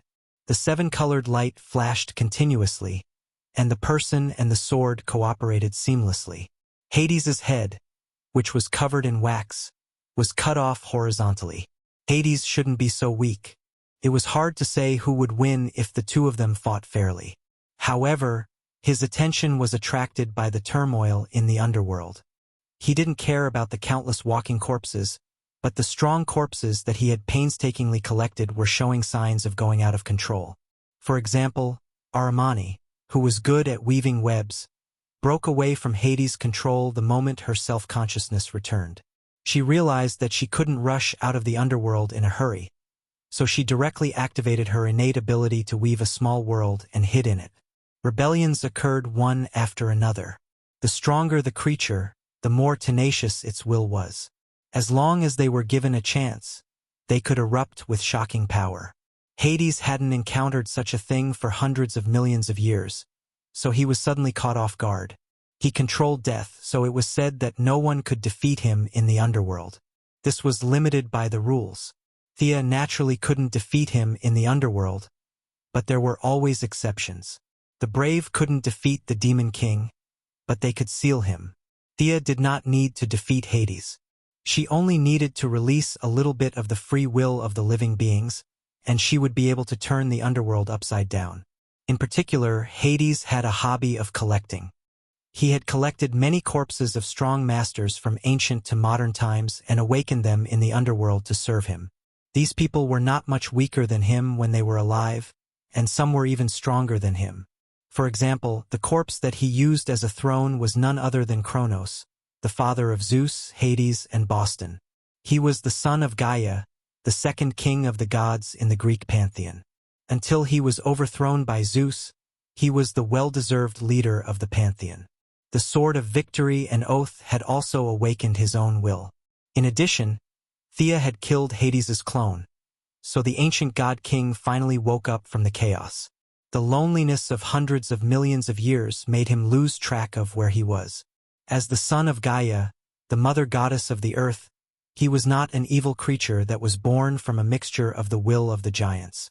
Kronos' ability to control the earth was genuine. The god-king did not care whether the underworld was considered earth or not. He directly began to absorb energy from the earth to replenish his dried-up body. Thea really didn't recognize who this giant was. It was just a throne, and she could barely make out the shape of a human. How would she know who this giant was? Not to mention her, even Diana might not know who this giant was. Juniors like them were a little far from the second-generation god-king. However, even if she didn't know who this giant was, as his daughter Hera did. That's right, Hera was also his daughter. The relationships in the Greek pantheon were so messy. The skinny man in front of her was her father. Oh my God! Let's run. The noblewoman, who had always valued her elegance over warmth and would never run if she could walk, finally panicked. She pulled Thea and was about to run. In fact, Kronos was not a good person. He was worried that his children would overthrow him, so he swallowed them all into his stomach after they were born. It was not until Zeus showed his might and overthrew him that his siblings were rescued. This tragic memory was not good for Hera. She did not want to stay here for another minute. Thea took a candle from Hades's head. She was deep in thought. Since his head was already chopped off, she could take a few more candles. Hades would not mind, right? She flicked her wrist and put 7 or 8 candles into her bag. As soon as the candle was in her hand, she received a message. Zeus was right. This thing could indeed help her return to her original time and space. She just needed a quiet place to recite a prayer praising Hades. Hey, do you know what this prayer is? She had just chopped off the enemy's head and turned around to praise him. She did not feel any pressure at all. However, Hera was not so thick-skinned. She looked at Thea strangely. There is no need for a prayer. With the help of the candle, I can directly return to my Mount Olympus. She was afraid that Thea would think too much. After that, you can go back on your own. Mount Olympus? So be it. It was better than the current environment. Countless dead souls rushed toward the two. Hades returned again, and his bloody face covered the sky again. At this time, he was so angry that he could not speak. He also knew the characteristics of his candle. He began to control the low-intelligence corpses to attack the two, not giving them a chance to breathe. At the same time, he began to spend effort to suppress the self-consciousness of the strong. If the number was small, he might have succeeded. After all, he was still in control of the Death Priesthood. Unfortunately, there were too many enemies for him to control. Let's not talk about the others. Let's talk about the second-generation king of gods, Kronos. This king of gods was endlessly absorbing power from the underworld. His hatred for Hades was the deepest, and his resistance was the most intense. Even though his own consciousness had not recovered even 1%, his powerful divine power had already begun to surge in the underworld, forcing Hades to divert more than 30% of his strength to suppress him. Hades was struggling to hold on. Thea and Hera cooperated well at this time. The two of them fought their way out. This was the advantage of practicing both magic and martial arts. When she cooperated with Diana, she could act as a mage. When she was with Hera, she could act as a warrior. She used magic to form a thin film around her body to block the splashing blood. The sword of victory and pledge could purify these ordinary corpses. As for whether they would be reincarnated or rest forever after the purification, she did not care. At first, the controlled corpses attacked them desperately. Gradually, the situation changed. Many conscious corpses crowded around the two of them and spontaneously separated them from the corpses outside. For example, the Death Knight in front of Thea did not ride a horse. Instead, he pulled the reins and trotted along with them, talking non-stop. "Quick, my consciousness can't hold on. Kill me quickly." The Death Knight stretched his neck and said, Chapter 494. No, save me first. I don't want to stay in this dark place anymore. Let me rest in peace. On the other side, a tribal warrior with a face painted like a ghost swung a spear in his hand and forced back the approaching corpses. Seeing that they had spontaneously formed a circle to isolate all the enemies, Thea was surprised. What's the point of running? Let's just light the candle and retreat. Holding back Hera, who was throwing lightning and fireballs everywhere, the God Queen's reaction was slow, but she was no fool. She immediately understood what Hera meant. Thea tossed her a candle and stared at Hera's every move without blinking. How is this thing going to Olympus? Hera carefully held the candle and closed her eyes to sense it. Her moral values were much higher than what Thea had estimated. She reached out to grab Thea and shouted, "Let's go!" The small space around them began to compress. Obscure energy flashed, and the two were sucked into the space tunnel. The knights and warriors around them who were waiting for their death were stunned at first, but facts spoke louder than words. There were many who understood. Immediately, a warrior jumped into the tunnel. The rest, whether or not they understood what this meant, followed closely behind. Anyway, the situation was already so bad that it couldn't get any worse. Even some of the monsters in the distance who had regained their consciousness saw what was happening here. The half-human, half-spider Armani, who was hiding in another dimension, shot out countless spider webs from her body and caught 7 or 8 Death Knights who were jumping into the vortex. Using the momentum of the Death Knights, she pulled herself in as well. The remaining monsters were either far away or did not have such means. The moment the vortex was about to close, a Kamala with a lion's head, a goat's body, and a snake's tail crazily rushed in. Pluto's candle didn't waver at all. It opened and came out. Before Sia could react, she was already in a place filled with stars. A towering mountain stood not far away, and waves of divine power attacked her soul. Thea didn't have time to lament. Her supervision allowed her to see a lot of things. At least she knew that she and Hera weren't the only ones who were teleporting. There were a lot of people who were hitching a ride behind them. Hera, who always reacted half a beat too slow, was dragged away. A large group of people fell out of the tunnel. There were knights in black armor, tribal warriors with messy drawings on their faces, and Aramani and the Kamala beast who fell out of the tunnel. I'm alive! Haha! I can feel the wind again. The undead were all overjoyed. This ending was better than the eternal sleep they had expected. After all, it was better to live than to die. Many people took off their pitch-black armor. Their bodies, which were covered in rotting flesh, regained their vigor. Their strong and powerful hearts began to beat again.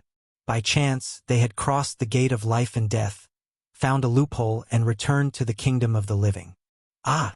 In the past, Mount Olympus had been a desolate place, but now it was filled with unprecedented cheers. You, how dare you be so presumptuous? Hera was annoyed. This was Mount Olympus. Zeus was not at home all year round. This was his territory. How could he allow some barbarians to roar here?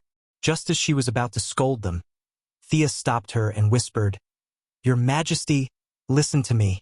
Hera couldn't ignore Thea's opinion now. She was frightened by the power of the holy sword. She didn't expect that the ultimate weapon of the Celtic gods was still alive.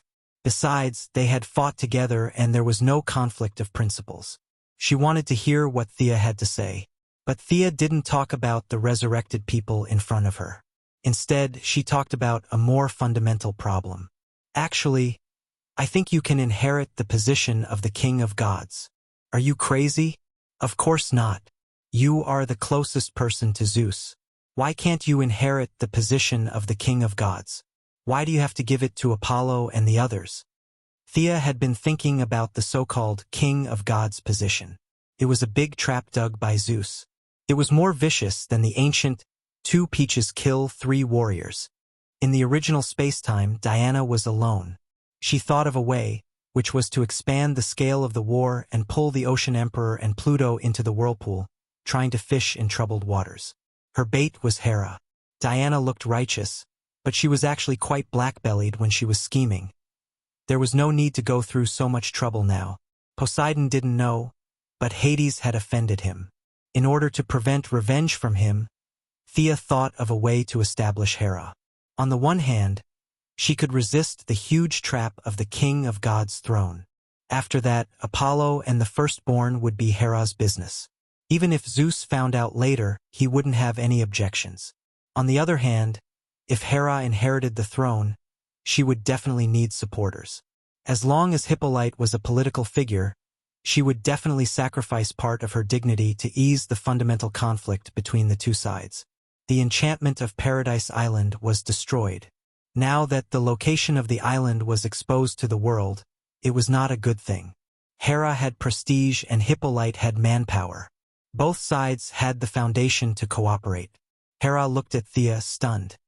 Only men can be the king of gods. I have never thought of going beyond that. Your words are too scary. That's all in the past. Now men and women are equal. Do you think the position of the king of gods is an obstacle to you? Thea felt that there was hope and continued to persuade her. What obstacle? There was no obstacle at all.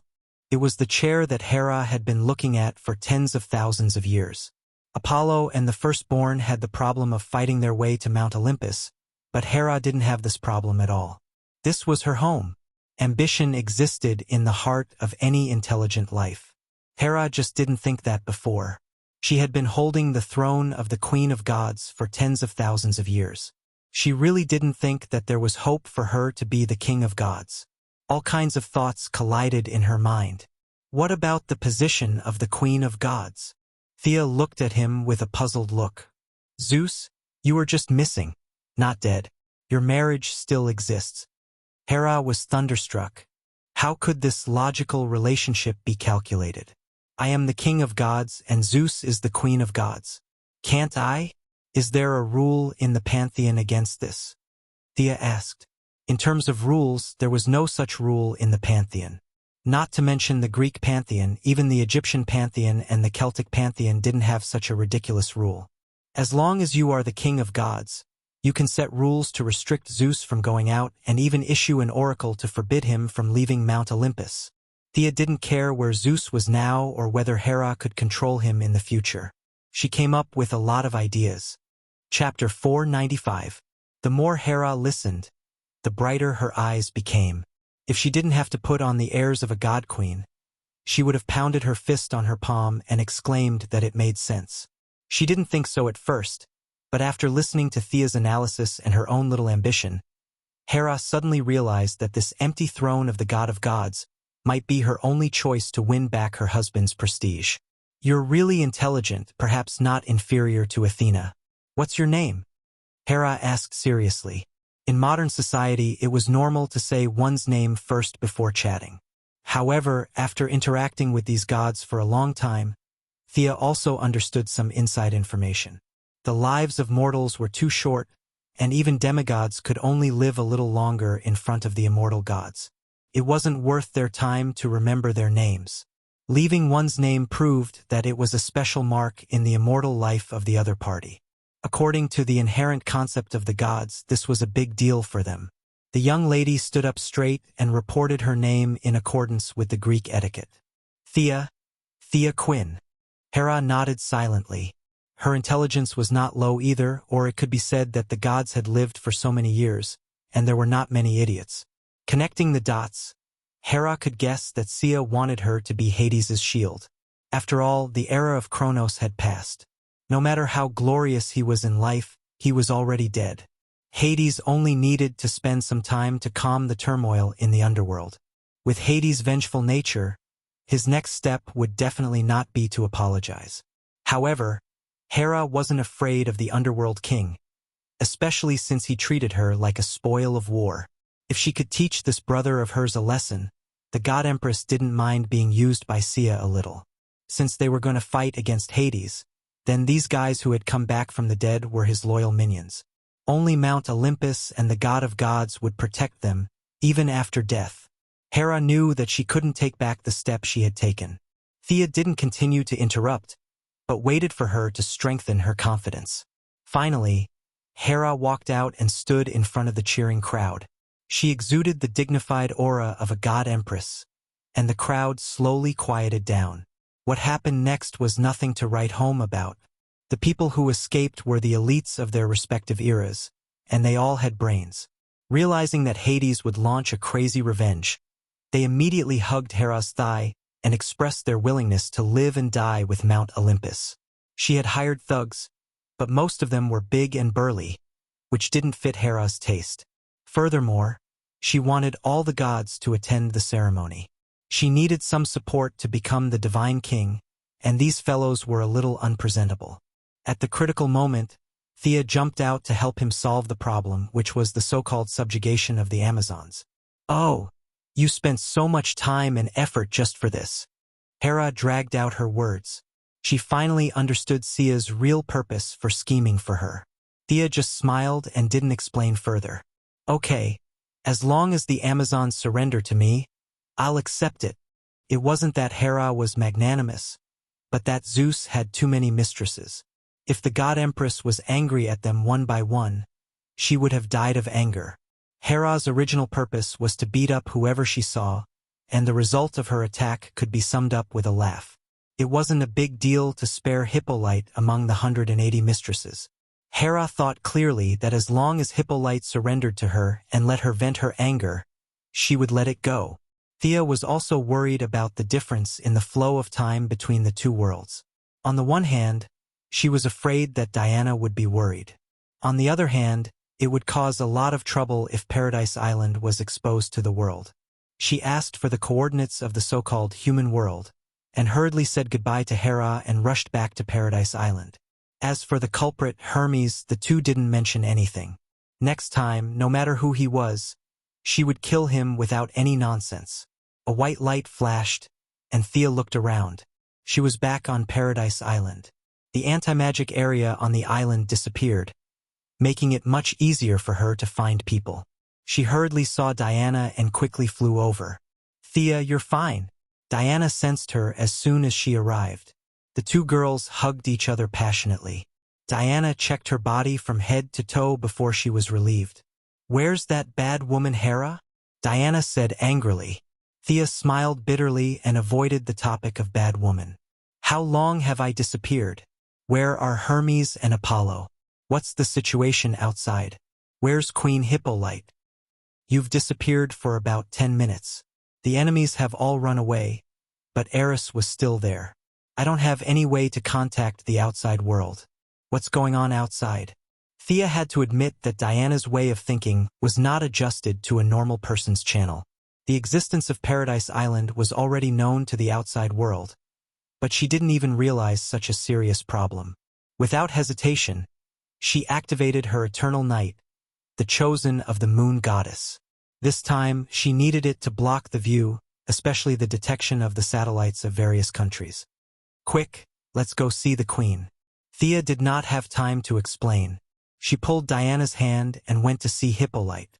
They spent some time healing Hippolyte. When the queen regained consciousness, Thea told her about the current situation on Paradise Island and the solution she discussed with Hera. The development of the matter was exactly as she had predicted. The moral values of political figures were frighteningly low. Hippolyte had no problem bowing to Hera and agreed very quickly. "We have to bow to Hera?" Diana was a little dissatisfied. However, both Hippolyte and Sia thought that it was a good idea. This was equivalent to the Amazons returning to the family of Greek gods. Under this premise, no matter how big her opinion was, it was useless. The valiant goddess of war could only pout to express her dissatisfaction. "You don't have to heal me. Just teleport me over now. I'll admit defeat and apologize." Hippolyte thought deeper. For the sake of Hera, she put herself in a very low position. If she admitted defeat with a weak body, Hera would be more satisfied, right? Thea also expressed her support for her resolution and directly teleported Hippolyte to Mount Olympus. She did not know what the two women talked about. Thea began to build a portal between the two worlds. With thousands of Amazon warriors, the requirements for the portal were not low. The temporary portal was not stable. Under the shroud of the eternal night, the recovery ability of all the female warriors began to increase. Many of them slowly woke up. Diana, Antiope, and the Supergirl who chased after Apollo to no avail began to help treat the wounded. Not long after, Hippolyte came back in high spirits. It could be seen that she had made Hera very happy. Not only did the God Empress heal her injuries, but she also brought back one of the 3 leaves from the giant tree that was said to have borne the golden apple. This leaf could heal all the Amazons. Chapter 496. Thea was envious as she watched the Amazons soak the leaves in the spring water. Each of them only needed to drink a mouthful to heal themselves. Hera had accumulated a lot of wealth over the years. She could remove a leg from the table or scrape a handful of ashes from the stove and use them as magical tools.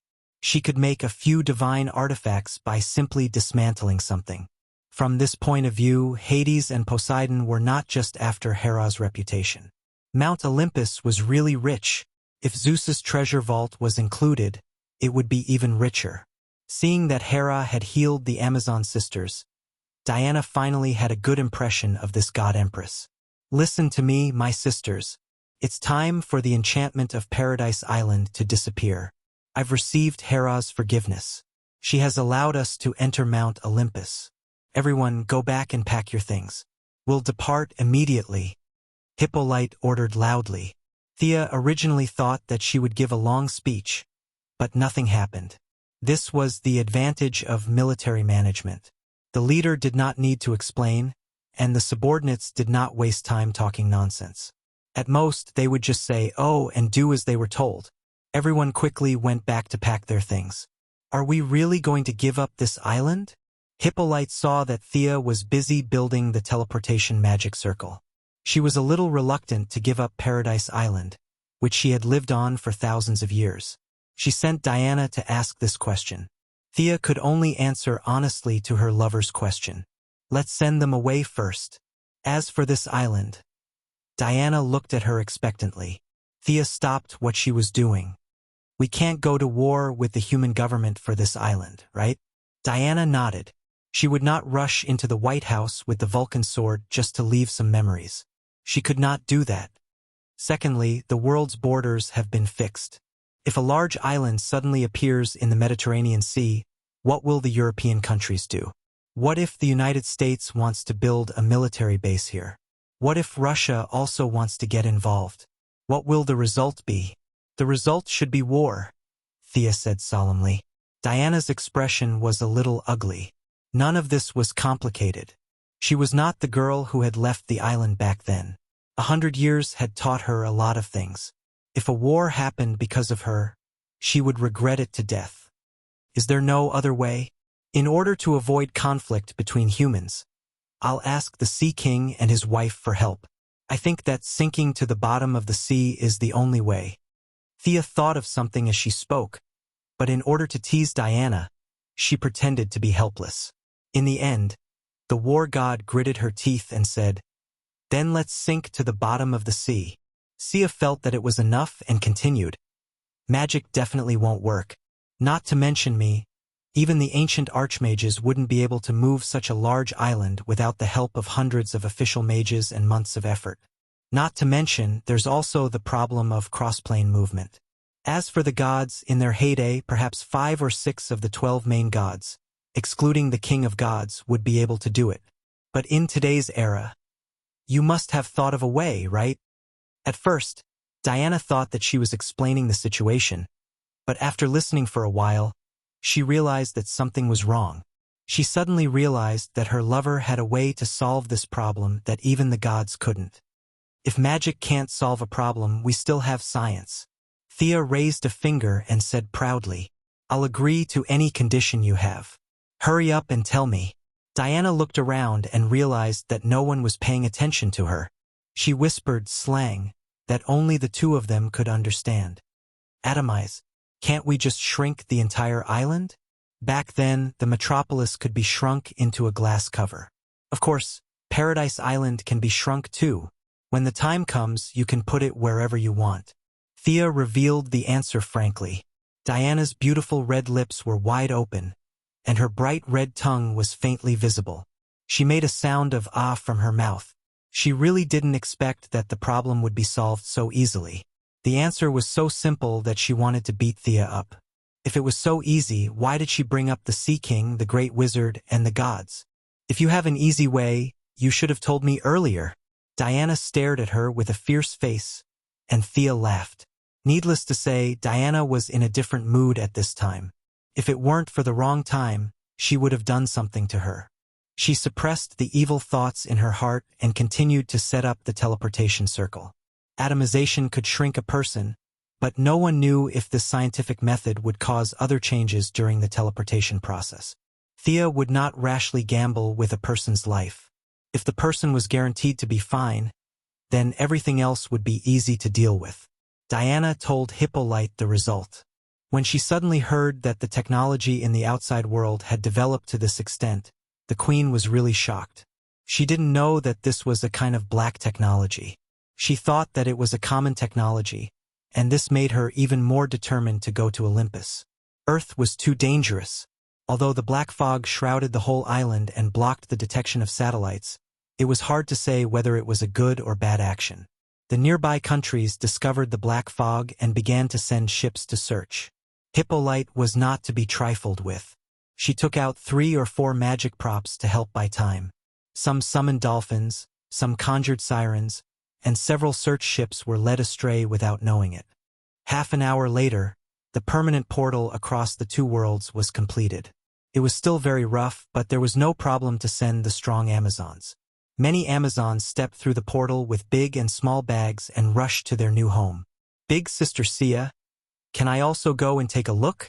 Supergirl, who had helped a lot, asked in a fawning manner. Could Kara go to Olympus? Thea was not sure, but she could help ask. When Hera got the news, she was watching the replay of the magic mirror. The replay showed several scenes where Supergirl beat Apollo until he vomited blood and fled. During the battle, she and Thea were fighting magic and didn't pay much attention to Apollo's battle. It was really tragic. In Hera's distant memory, the last person who heard Apollo was Ra, the king of the Egyptian gods. Now that he was going to inherit the throne, he was naturally in a competitive relationship with the ambitious Apollo. When Hera heard that Thea said that Supergirl wanted to visit, Hera agreed without hesitation. As the crowd came and went, Thea also joined the ranks of the outsiders to stop the search. For a great magician like her, it really didn't take much effort to stop some ordinary people. She could find the target with her supervision and cast a long-distance spell to solve the problem. During the break, she didn't stay idle. Atomization still needed to be arranged and even calculated. The sudden disappearance of the island would definitely have some impact on the surrounding coastline. Thea contacted Mira, who was good at controlling water. Chapter 497. The Neptune couple owed her and Diana a lot of favors. When they heard that she needed their help, the two came quickly. Crete will be affected the most, followed by the ports of Egypt and Cyprus. This is where I need your help. Thea showed them the results of her calculations. Paradise Island was a magic island, and it would often swim slowly in the nearby sea. If it suddenly disappeared, the surrounding coastal areas would definitely be affected. When they heard that it was just to smooth the sea, both of them said that it was easy. Whether it was the Neptune's trident or Mira's water control, they could do it easily.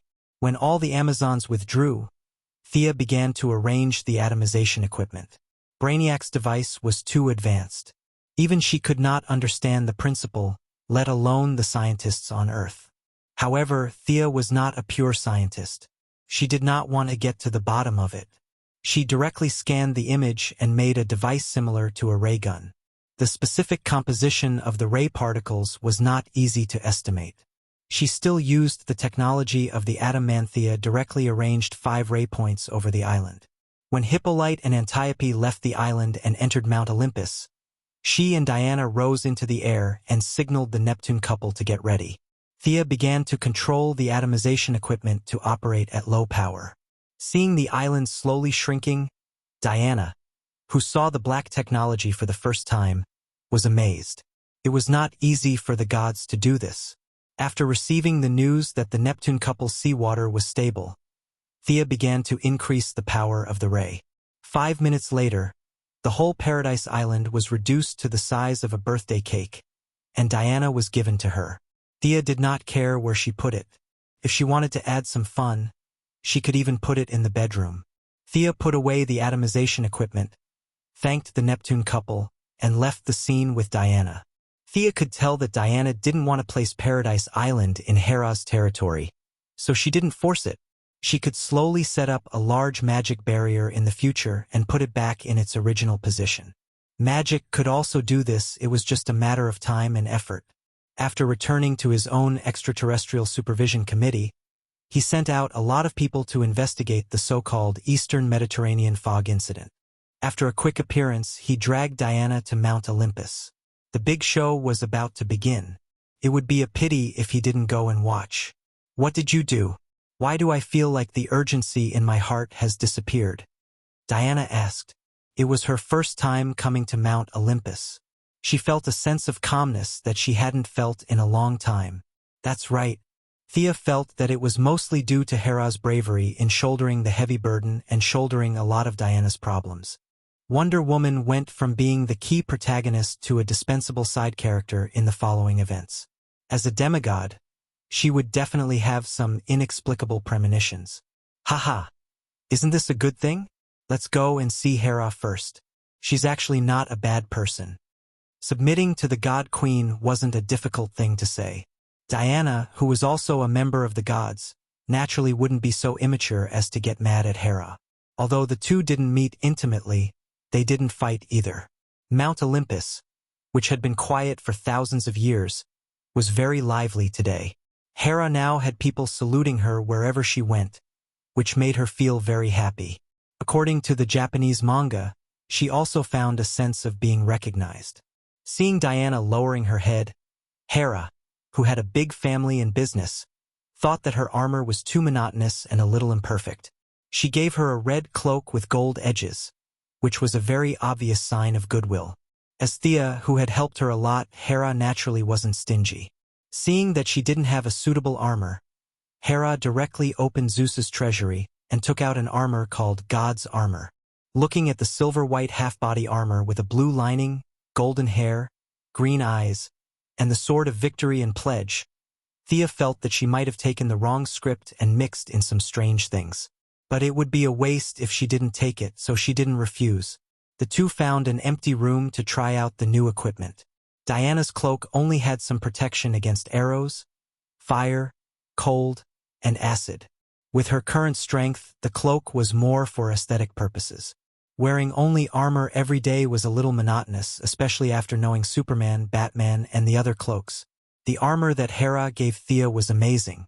It wasn't the same as Toria's, but was made by Zeus himself when he had nothing better to do. In order to deceive girls from all walks of life, Zeus could be said to be proficient in all professions and the kind of top-notch master who had mastered all sub-professions. Casting armor was even easier. Although the defensive ability was amazing, Thea felt that this set of armor was more like a robe than an armor. It could greatly enhance the user's ability to control lightning, provided that they had to have it. Thea didn't have any problem with this. In the past, she needed to mix the energy in her body. Now, as long as different magic was injected into the armor, it would automatically form lightning magic. It was immune to lightning and had a very high resistance to fire, cold, and acid. It also had a certain enhancement in speed. Thea and Diana tried it nearby. The two women's speed was already equal, and Thea was even a little faster.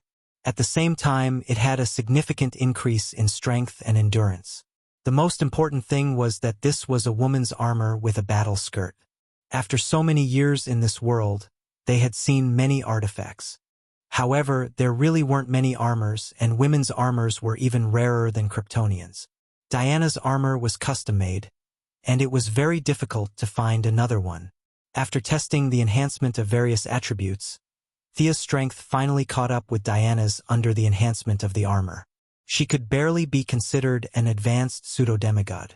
After confirming the flow of time between the two worlds, they learned that Hera was going to hold a gathering of the gods in 10 days. She would announce her succession to the throne at the banquet. Thea naturally had no objections. She pulled Supergirl, who was having a crazy time, and the three returned to Earth. After sending Supergirl back to school and returning in 10 days, Thea began to learn from each other with Diana. In order to keep Paradise Island, Diana had agreed to all of her requests. After some reluctance, she unlocked quite a few postures. The two of them felt as if a huge burden had been lifted off their shoulders, and they lived happily for a few days. As for Zola, who had been kidnapped by Hermes, Diana just thought about it and put her aside. She would take care of it, but Hermes was nowhere to be found. She couldn't do anything about it even if she wanted to. Diana, who had been with Thea for many years, was much more realistic compared to the original spacetime. She only knew Zola, and they weren't even friends. Diana couldn't go all out to find Zola for her. Chapter 498. Although 10 days were short, Thea still took some time to do something big. She gathered a few capable people in the Batcave for a meeting. Thea, Diana, Superman, the Martian Manhunter, and Batman. Now, this loose circle was starting to resemble the Justice League. Let's call it version 0. One of the League. I've called you all here for one thing. Thea went straight to the point. Considering the pressure and danger in the real world, I'm going to strengthen Louise Lane. Her earth-shattering words almost made Superman, who was drinking water beside her, bite his tongue. Why are you doing this? Batman, who had investigated Superman's 8 generations of ancestors, naturally knew Louise. He just wanted to know why Thea did this. Was there a need to say it? Louise Lane's death directly triggered the plot of the League of Injustice's God on Earth. Her influence on Superman was too great. At first, Thea didn't take it seriously, but on Mount Olympus, she finally realized that treasures that could resurrect the dead were extremely rare. Even Hera only had one or two. Considering their bad relationship with Hades, it would be very troublesome if they died now. Only God knew how the Owl Court had managed to save Yao Fei. Over the years, they had conducted hundreds of experiments according to the procedure on that day. Unfortunately, none of them succeeded. What's more, without the pool of Lazarus, it would be difficult for Yao Fei to wake up even if he became a vegetable. But Louise Lane was a suicidal person. She appeared in all kinds of dangerous places without any protection. One day, she might die if God didn't pay attention. That was why Thea proposed today. You asked me why. Thea faced Batman's question. She didn't care that Superman was beside her. She pointed at Superman. I'm worried about him. If Louise dies, his bottom line may not be able to stop him.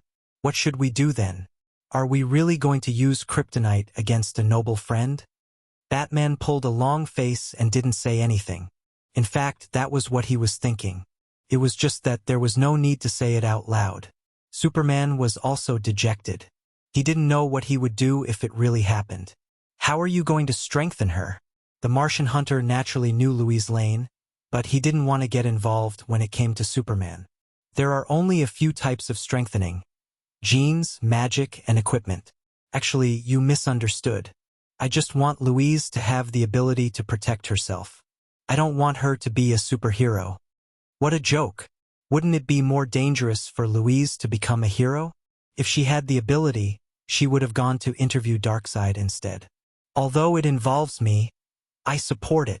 Superman didn't know what choice he would make in the end, but it was always right to take precautions in advance. Louise is a woman filled with a sense of justice. She should be able to protect herself. Diana spoke up at the right time. With 3 votes in favor, the Martian Manhunter and Batman couldn't think of any reason to object. There was no doubt that Louise was a righteous person, and Batman, who was so paranoid that he almost became a cancer of suspicion, was also certain of this. How to strengthen her? Thea looked at Batman, who waved his hand. My martial arts aren't suitable for her. Actually, what I meant was to let Batgirl or Black Canary train her. I don't want her to be very strong, but she should at least be able to resist a few blows. Also, Thea threw a teleportation gem to Superman. I made this teleportation gem. The teleportation location is set at Supergirl's apartment. Louise's defense is too weak. I think we can gather our strength to make her a set of armor. Gathering everyone's strength to make armor.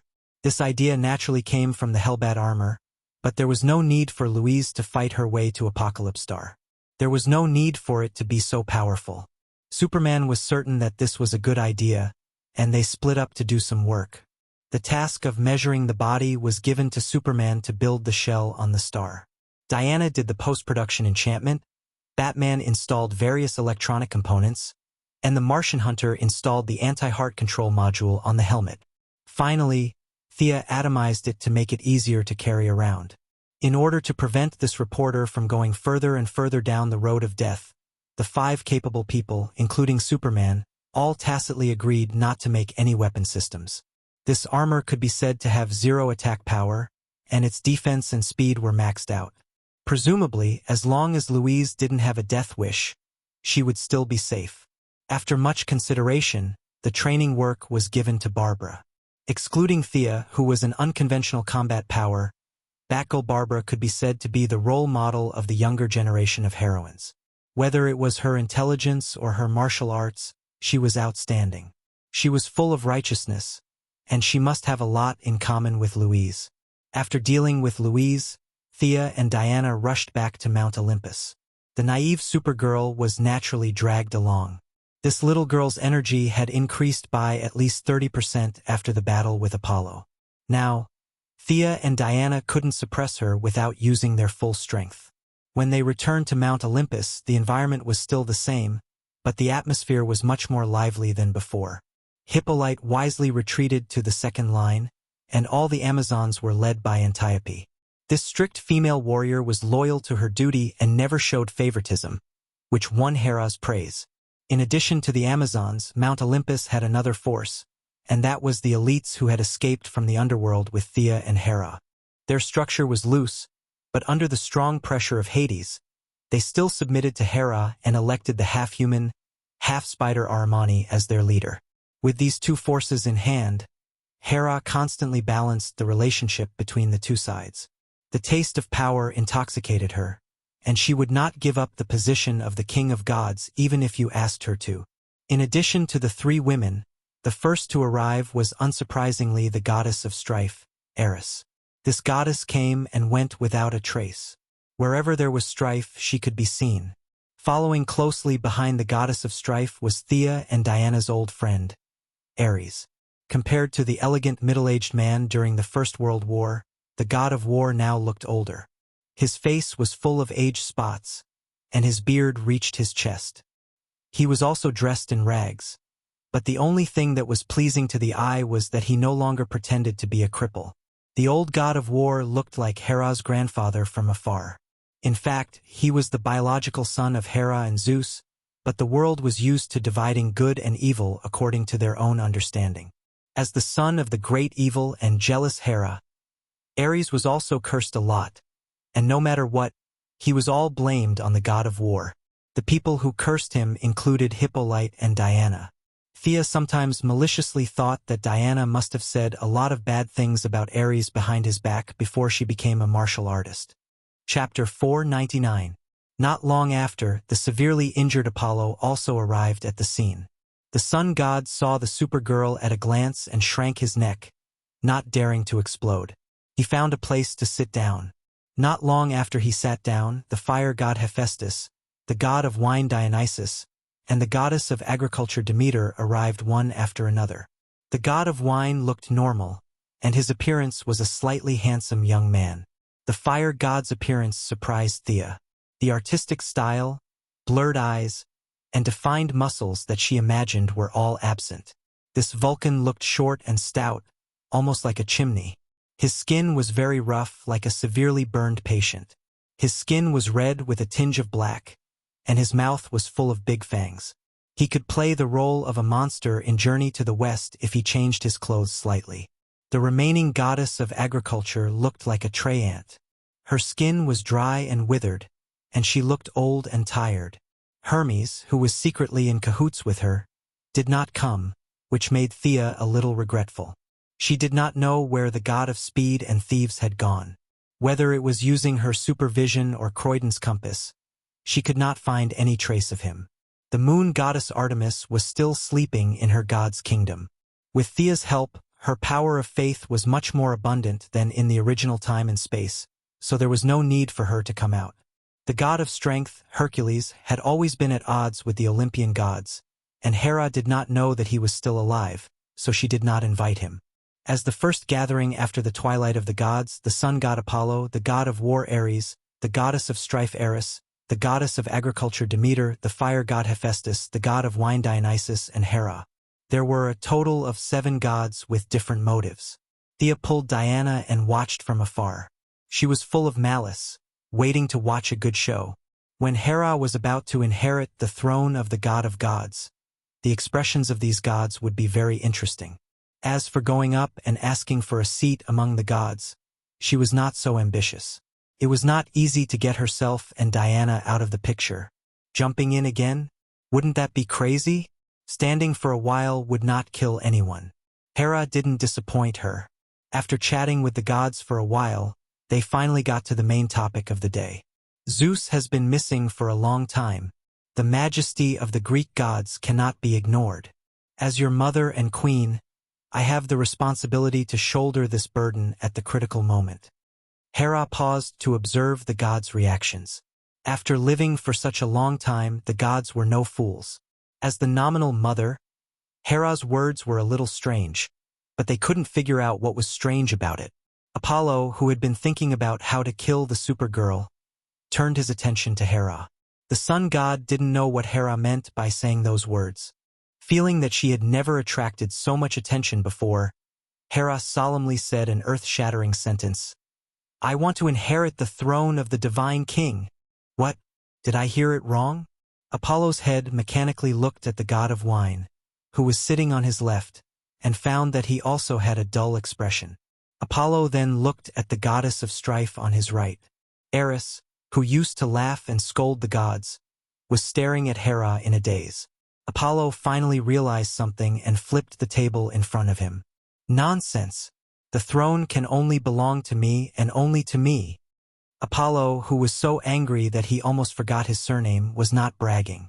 Divine power surged all over his body in all directions. His eyes, ears, mouth, and nose emitted scorching flames at the same time. It was obvious that he was furious. Hera was a little scared. If not for the firstborn, Apollo's combat power was definitely the strongest among the gods. Fortunately, the queen now had a way to restrain him. She waved behind her. Thea quickly pushed the Supergirl, who was watching the show attentively, out. Hera gave this girl a divine bracelet that could store the energy of the sun, so she should at least show some appreciation. Why was she watching the show? Supergirl wasn't stupid either.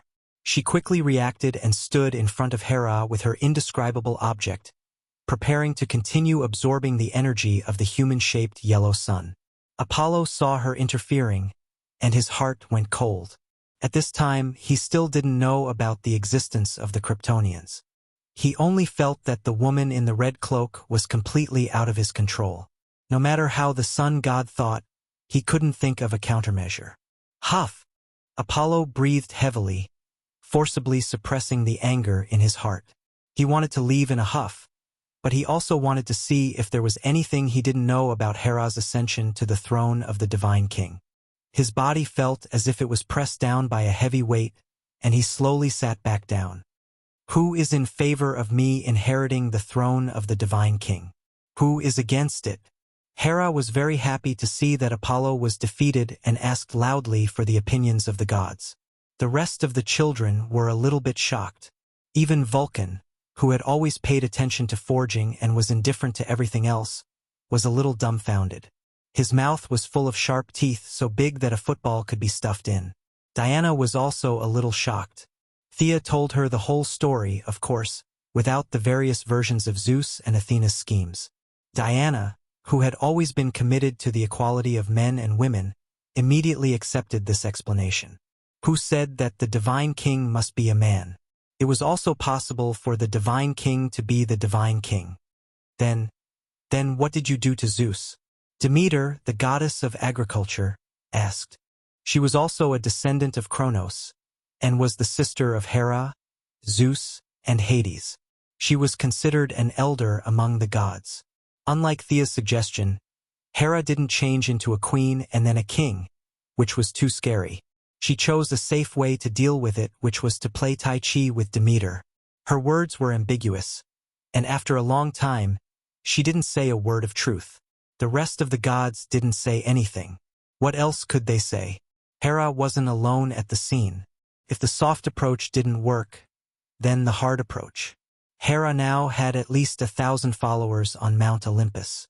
Her few gods had a high level of life, but in terms of combat power, they couldn't be compared to 1,000. Except for the sun god and the old god of war, whose combat power was super strong, the rest of the gods didn't have a strong clergy. Blacksmiths, brewers, and farmers, no matter how you looked at it, they couldn't beat Hera and her followers. They all bowed their heads and didn't say a word, pretending to be cowards. Hera was overjoyed. She immediately walked slowly to the high platform under everyone's gaze, which represented the supreme throne of the divine king, as if waiting for the birth of a new lord. Hera didn't know if she could be accepted, but the situation didn't allow her to choose. She turned her back, lifted her peacock feather coat, and sat down steadily. The resistance she imagined didn't happen, but the throne didn't welcome her either. What was going on? Just as Hera was feeling suspicious, some changes happened. Her crown was replaced by a crown, and her empty hands had a scepter that symbolized power. The silent sky seemed to be playing some kind of music to celebrate the birth of the new king of Olympus. Chapter 500. After a few similar sounds, the sky became completely silent. Apart from that, there was nothing else. Why was it so quiet? The gods and Hera had all seen the power of Zeus. It was really the same color as heaven and earth, and the sun and the moon competed for glory. Why was the reaction of heaven and earth so faint when Hera inherited the throne? Were you going to admit it? The movement was too small and it was a little fake. Were you going to deny it? The crown and scepter were given to Hera, and heaven and earth even celebrated a little symbolically. This kind of result made the gods a little confused. Only Thea knew that Zeus was still alive. Now, Mount Olympus probably only recognized Hera as a substitute. It was equivalent to the position of the crown prince in the past. She definitely had the power, but it was still a little far from the official succession. No matter what, Hera had inherited the throne. No matter how dissatisfied Apollo was, he was in no position to speak. The sun god slammed the door and left angrily. The rest of the gods more or less had some expectations of the god king, but now they were all like frosted eggplants, and they left with gloomy expressions. Even the goddess of strife, Eris, who was usually full of herself, could not figure out what had happened in such a short time. But there was one thing she was sure of. The throne of the god king was settled, and the disputes of the gods were forcibly suppressed. As the goddess of strife, the foundation of her existence disappeared. Eris walked out with light steps, as if she had encountered a disaster, and her expression was blank. Thea also took Diana and Supergirl to bid farewell to the high-spirited Hera. Hermes has surrendered to the underworld, but Hades's trouble still exists. You have to be careful. Before leaving, Hera kindly reminded them. As the person who had the best relationship with her, Thea expressed gratitude to the new god king on behalf of the others. She was not very worried about Hades. These gods in Mount Olympus and the underworld were indeed immortal. However, they could be killed as soon as they entered the so-called human world. Hera's words meant that she couldn't stay out of it. If Hades was in trouble, she had to come and help. Thea felt that Hades might not even know who she was. At most, he would use the holy sword as a clue and secretly hate the Celtic gods. Now that everyone was dead in their own god's kingdom, it would be extremely difficult to go to each other's home to cause trouble. With Hades's forbearing character, he would not carry out any thunderous actions. The priesthood of Pluto determined that no one could escape death, so he was not in a hurry at all. No matter who offended him, they would fall into his hands one day. He had followed this core idea for tens of thousands of years, and he would not make an exception for Thea. The young mistress was very relieved as she brought Diana and Supergirl back to Earth. After bidding farewell to Supergirl, who had gone back to school, she went home with Diana to unlock new positions. No one knew how long it would take for Zola and the Zeus Smuff in her stomach to be born. This had nothing to do with Thea. As for the firstborn, it was even more troublesome for Hera. If the firstborn had any brains, he would not challenge Hera, who had all the advantages. Therefore, in short, this low-level version of the Battle of the Gods was going to end before it even started. Thea spoke on behalf of Diana. Our goal was the new god, not the broken god of war. We don't care. Everything was back on track. Those who were supposed to go to school went to school, and those who were supposed to go to work went to work. The fog in the eastern Mediterranean had become one of Earth's unsolved mysteries. Neither the Heaven's Eye Society nor Thea's committee managed to find any inside information. Their subordinates wrote the report without knowing what was going on, and their leaders signed it for the record. The matter had finally come to an end. Thea looked at the invitation in her hand and threw it back on the table.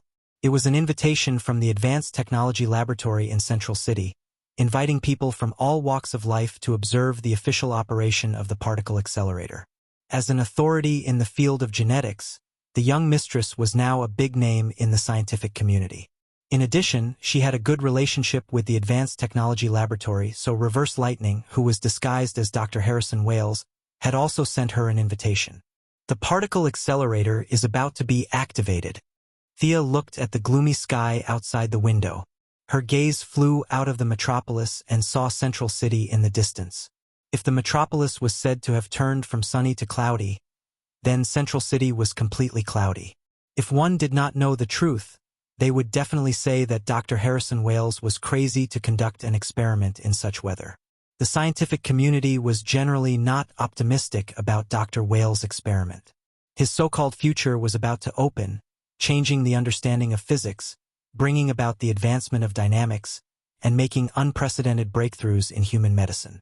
Most of the scientists felt that Dr. Wales was under too much pressure and that there was something wrong with his brain. What nonsense was this?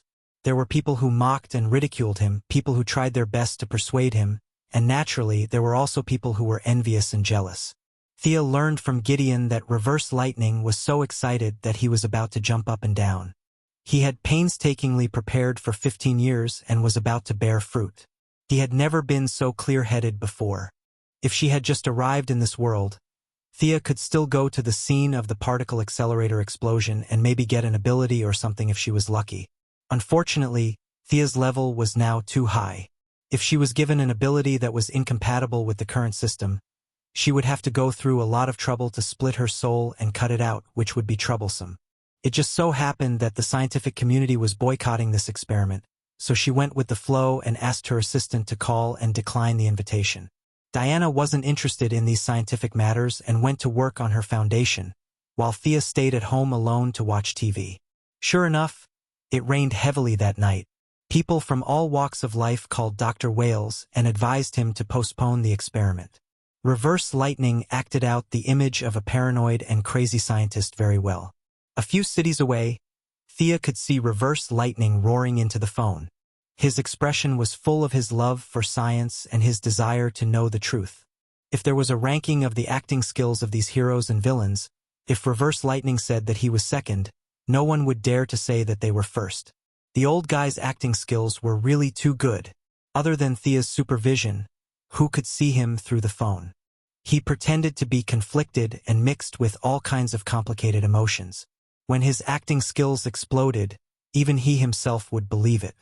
With this deep acting skill, even if he didn't have the power of speed, Reverse Lightning would probably be able to win an Oscar, right? The rain outside the house was getting heavier and heavier. Not only the scientists in the field of physics, the citizens and reporters outside the cutting-edge laboratory, but even the staff inside the laboratory began to persuade Dr. Wales to postpone the experiment. In such bad weather, it was too easy for accidents to happen. Reverse Lightning sneered in his heart. The sun is bright, why would I experiment? What I want is an accident. Once again, despite the opposition of the crowd, he forcibly started the particle accelerator. Thea could see a trace of nervousness from his subtle expression. Whether he would return to the original spacetime and live a good life or wait for death in the 21st century, it all depended on this trembling. In the pouring rain and waves of opposition outside, Reverse Lightning started the particle accelerator. Chapter 501. The huge underground facility began to operate, and a huge amount of electricity from Central City was injected into the particle accelerator. Reverse Lightning's calculations were very accurate, and there were no malfunctions in the early and middle stages. This made the people in the laboratory feel a little relieved. However, when the energy began to run wildly, and the particle accelerator entered the 45th minute, the operation of the equipment reached a critical value. Several monitoring devices emitted rapid red beeps, and the people in the laboratory fell into an abyss. It was too late to stop it now.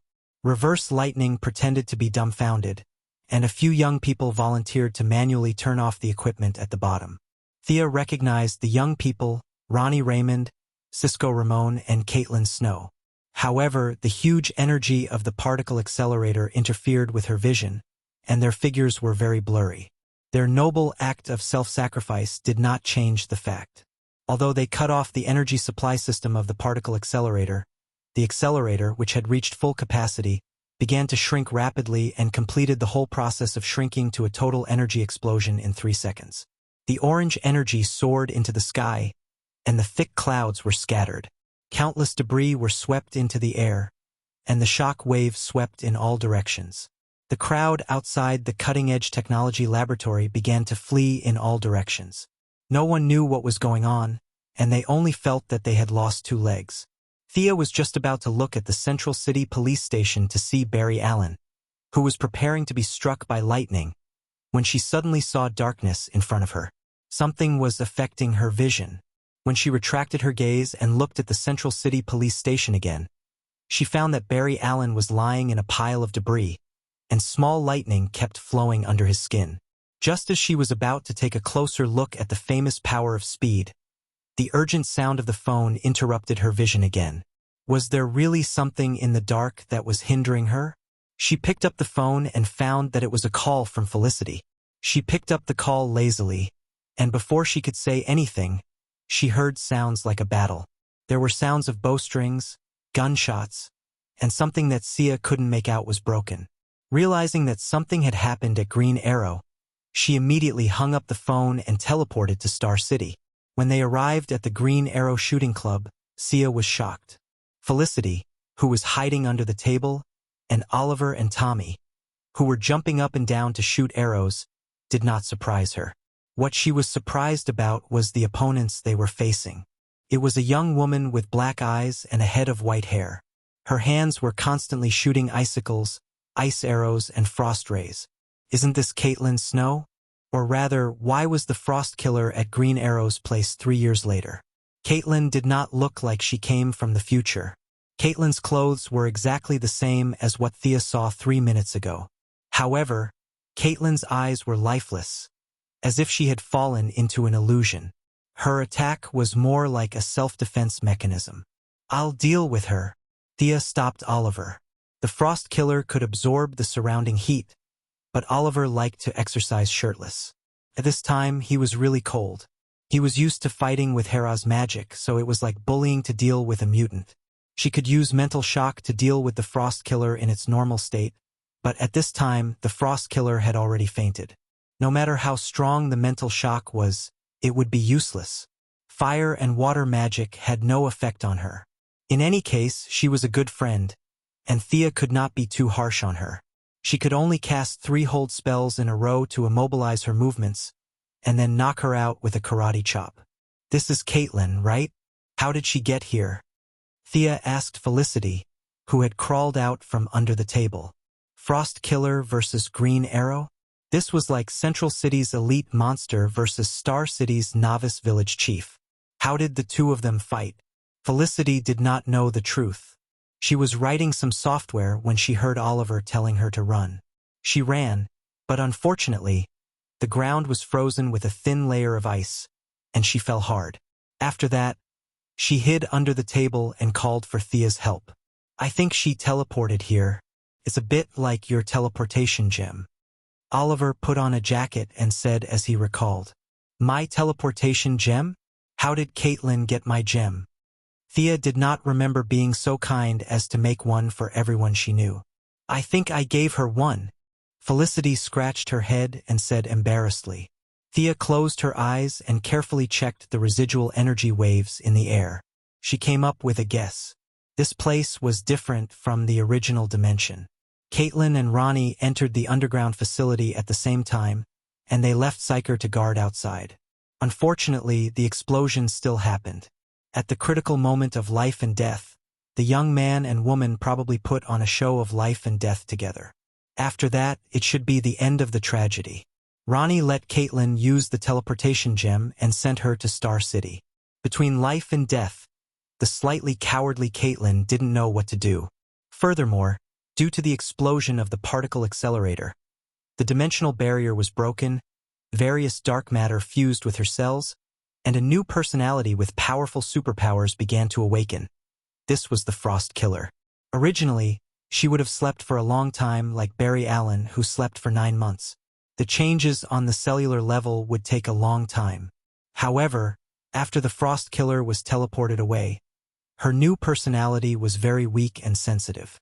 She was stimulated by the murderous aura of the various arrows in the Green Arrow and went on a rampage. Thea felt that her guess was not far from the truth. If she gave Caitlin a new treatment now, she would become a completely different Frost Killer in the future. She warned Felicity not to give away the things she gave her before returning to her lab with Caitlin. A large amount of nutrient solution was injected into her body, but there was no good treatment for this new personality. Emotional energy could help the two personalities merge again. Caitlin was not good at other emotions like hope, compassion, and courage. She was good at playing with fear, so there was no need to directly inject a large amount of fear into the new personality. The new personality's strength was relative. This personality's perception of the world was still very blurry. Now, facing the abyss-like fear, it only managed to resist for a short while before collapsing. Helplessly, it woke up the old personality that was hibernating and silently began to merge again. Thea was very satisfied. The two were originally of the same origin, so they could merge and influence each other. Soon they would merge again. She did not look at Caitlin anymore. Instead, she studied her own condition. Originally, she thought that she would be fine as long as she stayed far away from the scene. She didn't expect that when the particle accelerator exploded, all kinds of substances from different dimensions would appear one after another. During this process, some unknown substances would combine with her gaze, causing some inexplicable strange changes. Chapter 502. After some simple tests, she found that the basic functions of both eyes were still present: X-ray vision, telescopic vision, and additional fear emotion. By injecting a large amount of emotional energy in a short period of time, she could also create a heat ray similar to the Kryptonians. She could use it occasionally, but not for a long time. It would consume a lot of emotional energy. Back then, Thea had emitted a yellow light. Now, her eyes were the same color as her eyes. The ray had turned green. Most importantly, the ray was no longer a straight line. Instead, it could turn at will according to Thea's will. Is this going to be an omega ray? Heidi scratched her head. Other than the ability to turn, she couldn't figure out any other function for the time being. After studying for a long time, she still couldn't figure it out.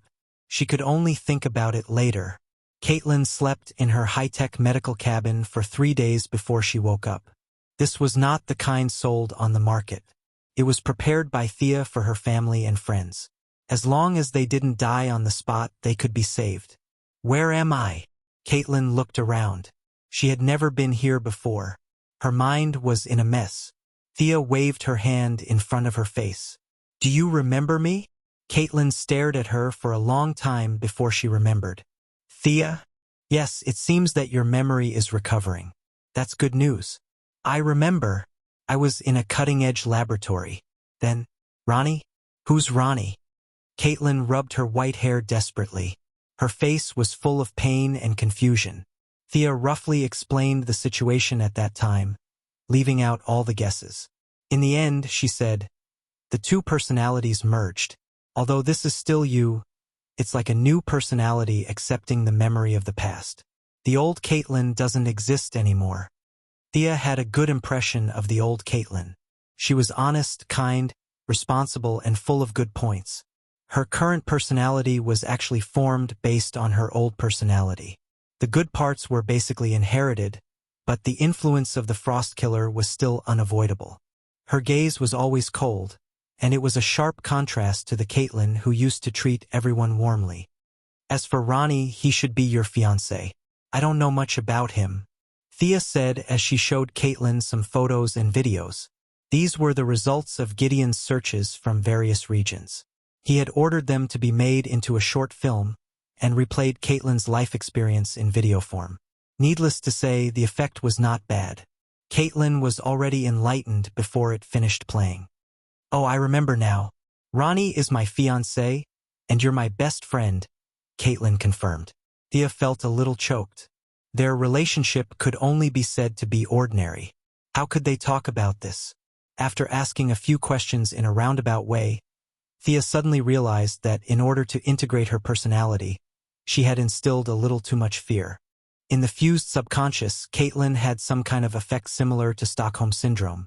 Coupled with the fact that the two of them were friends under the intense fear, the new personality automatically came up with the illusion that the two of them were best friends.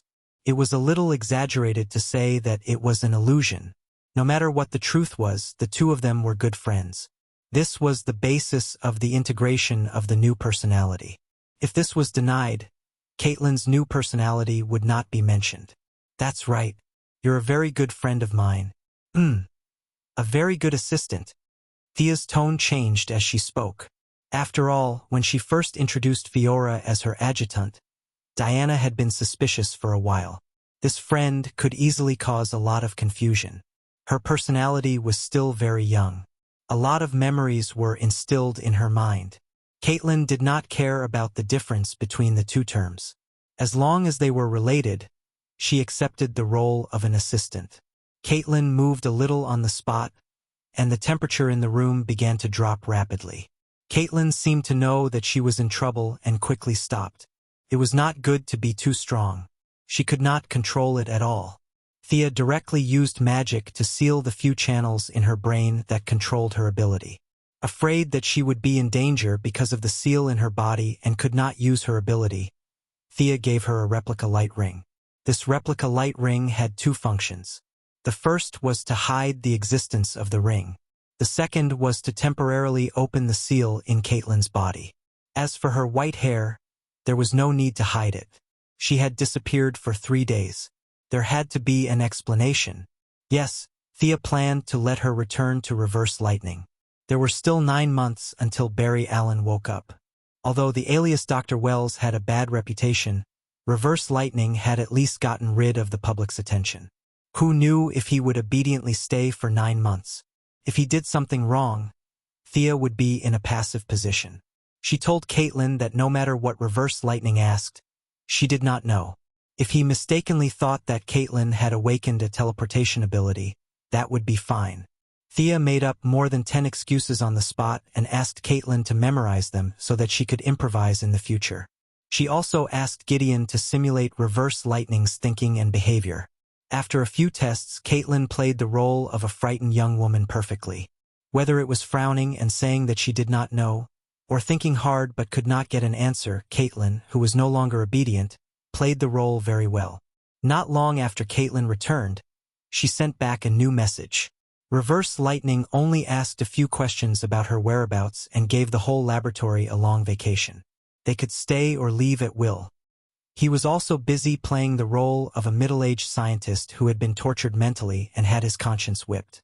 Just like in the original timeline, Reverse Lightning was now in a wheelchair and pretending to be a cripple. Every day, he used his weathered face to face accusations and questions from all sides. One day after Caitlin returned to Central City, Thea and Olivier also came to Central City's cutting-edge technology laboratory. The siblings were here to visit Barry Allen. Barry's adoptive father, Joe West, knew that Thea was one of the rare scientific masters in the medical field. He spent a lot of favors and beat around the bush to get to her door. Olivier happened to know about this as well, so the siblings came to visit Barry. Dr. Quinn, come and take a look. The people in the hospital said that Barry is dead. There is no heartbeat, but the people in the laboratory said that he is still alive. The tall and strong middle-aged black man, Joe West, really treated Barry like his own son. He was afraid that the people in the cutting-edge technology laboratory would do something to him, so he stayed with Barry for 4 days. Please call me Thea. I will take a look at his condition first. Thea nodded to Joe West and Barry's childhood friend, Ayers West. Barry had always liked her, but she did not realize it. This girl was really slow, but their relationship was really good. Chapter 503. Ayers' eyes were red from crying, and her voice was hoarse. She nodded and moved aside. It was definitely not appropriate for her to use the magnifying healing spell directly. Even if no one was watching, she could not do anything overboard, not to mention that Reverse Lightning was watching from somewhere. Fortunately, Dr. Thea was a medical giant, and she was familiar with all the medical equipment. Many of the cutting-edge technology in the laboratory were even developed by the Quinn Group. After a serious and responsible check, Thea began to understand. She couldn't see anything wrong with Barry. Magic could forcefully wake him up, but the consequences would be very, very serious. She didn't want to risk her life with a group of people who were extremely fast at different times. Mr. West, please rest assured. It's not that Barry doesn't have a heartbeat. It's just that his heartbeat is too fast for the machine to detect. His body is undergoing a very strange change. His cells, bones, lymph nodes, muscles, and even his skin are undergoing earth-shattering changes. Thea's words were very certain. As the winner of the Nobel Prize in Medicine, No one in the world would dare to refute her conclusion without verifying it hundreds of times. Joe West, who had been a police officer for half his life, naturally did not doubt her. However, he still asked with doubts, "Then, when will Barry wake up?" Thea pretended to calculate and came up with the final answer, "In 9 months." After a brief conversation, the siblings bid farewell to the father and daughter who were slightly relieved. They then went to see the owner of the laboratory, Reverse Lightning, who was disguised as Dr. Wales. In order to compensate the victims, Reverse Lightning sold all the assets of Dr. Wales to pay for the sky-high compensation. Now that he had dismissed everyone, he really treated the laboratory as his home. "Doctor, please restrain your grief. Failure is the mother of success." Thea pretended to be affectionate and comforted him. Seeing that she did not directly pull Barry up, Reverse Lightning was relieved. At this time, his acting skills were on full display. He said with tears in his eyes, 17 people died, hundreds of people were injured. I am ashamed to face all the people who trusted me. The two of them showed off their acting skills on the spot. Sia combined her image of a capitalist who disregarded human life and a person who explored new heights in medicine. Reverse Lightning, on the other hand, showed pain, guilt, regret, and so on. Both of them immersed themselves in their true feelings and went through the process. After that, they went back to their respective homes. It would take at least 400 years for Reverse Lightning's mother to be born. Thea wouldn't be able to see her for a while, so she went home to look for her biological mother. Moira's mayoral term was less than 2 years away. As for the next step of her plan, whether it was herself or her staff, they all welcomed Moira's preparation to run for the White House. However, the process was extremely complicated. At least in the 4th year or the year before the election, she would spend a whole year busy with the campaign. Modern candidates generally began preparations a year and a half in advance. This required the support of Moira's family members. In some occasions, family members had to be present to act as mascots. Thea was not worried about Moira. After all, this was her suggestion. Moira was worried about Oliver. Her son's way of thinking was very strange. To be honest, as his mother, she did not know what Oliver was thinking. As she expected, Thea didn't react when she heard that she wanted to go further. She just nodded and continued to eat her dinner. Oliver was a little stunned. His own mother was going to run for President of the United States? Would this affect him? Of course it would. At least the FBI and the CIA were responsible for protecting the president's family. If he was watched by agents every day, it would be inconvenient for him to move freely every night like now. However, Oliver was in no position to stop her. Besides, there were still 2 years left. What if she didn't get elected? Thinking of this, Oliver followed Thea's example and lowered his head to eat. Moira was satisfied. If her children didn't object, it meant that they supported her. After hesitating for a moment, Moira said, "Thea, you and Miss Prince won't make a big deal out of it, right?" Thea thought about it and understood what her mother meant. She was afraid of causing a big scandal. She waved her hand and said, "Don't worry, we have a very long life. For Diana, we are still very young." After getting a satisfactory answer, Moira looked at Oliver and asked, "What about you? You and that Chinese woman?" During dinner, they began to discuss Oliver's marriage. To be honest, Moira was not satisfied with Shadow, but she would not be happy if Oliver chose Laurel. In short, when a mother-in-law looked at her daughter-in-law, she would find something she did not like about her daughter-in-law. After dinner, the family sat in front of the TV and chatted. Thea was especially concerned about who would succeed the mayor of Star City in 2 years after Moira's death. Several mayors in the original spacetime died in office one after another. 2 years later, Oliver changed and became the mayor. Now, it was impossible. Mother and son inheritance? This was too shocking. The basic democratic system still needed to be taught. Sebastian Brad is a very ambitious young man. I have a hunch that he will win in the end. Moira put forward her idea to the future mayor of Star City. Sebastian Bullard? Thea thought for a moment. She had some impression of him. He was a person who was good at putting on a show. In the original timeline, he was the mayor candidate who stood out after Malcolm shook Star City. In fact, he was Death Knell's subordinate. Now, Malcolm and Madame Xanadu were very close. Death Knell was also expanding his territory in outer space. Neither of them had anything to do with Star City. Thea didn't care about it at all. She didn't care about it at all. However, she didn't care about others, but someone was thinking about her. 2 days later, on a sunny afternoon, Thea was interrupted by the low beeping of her mobile phone. "What's the matter, Gideon?"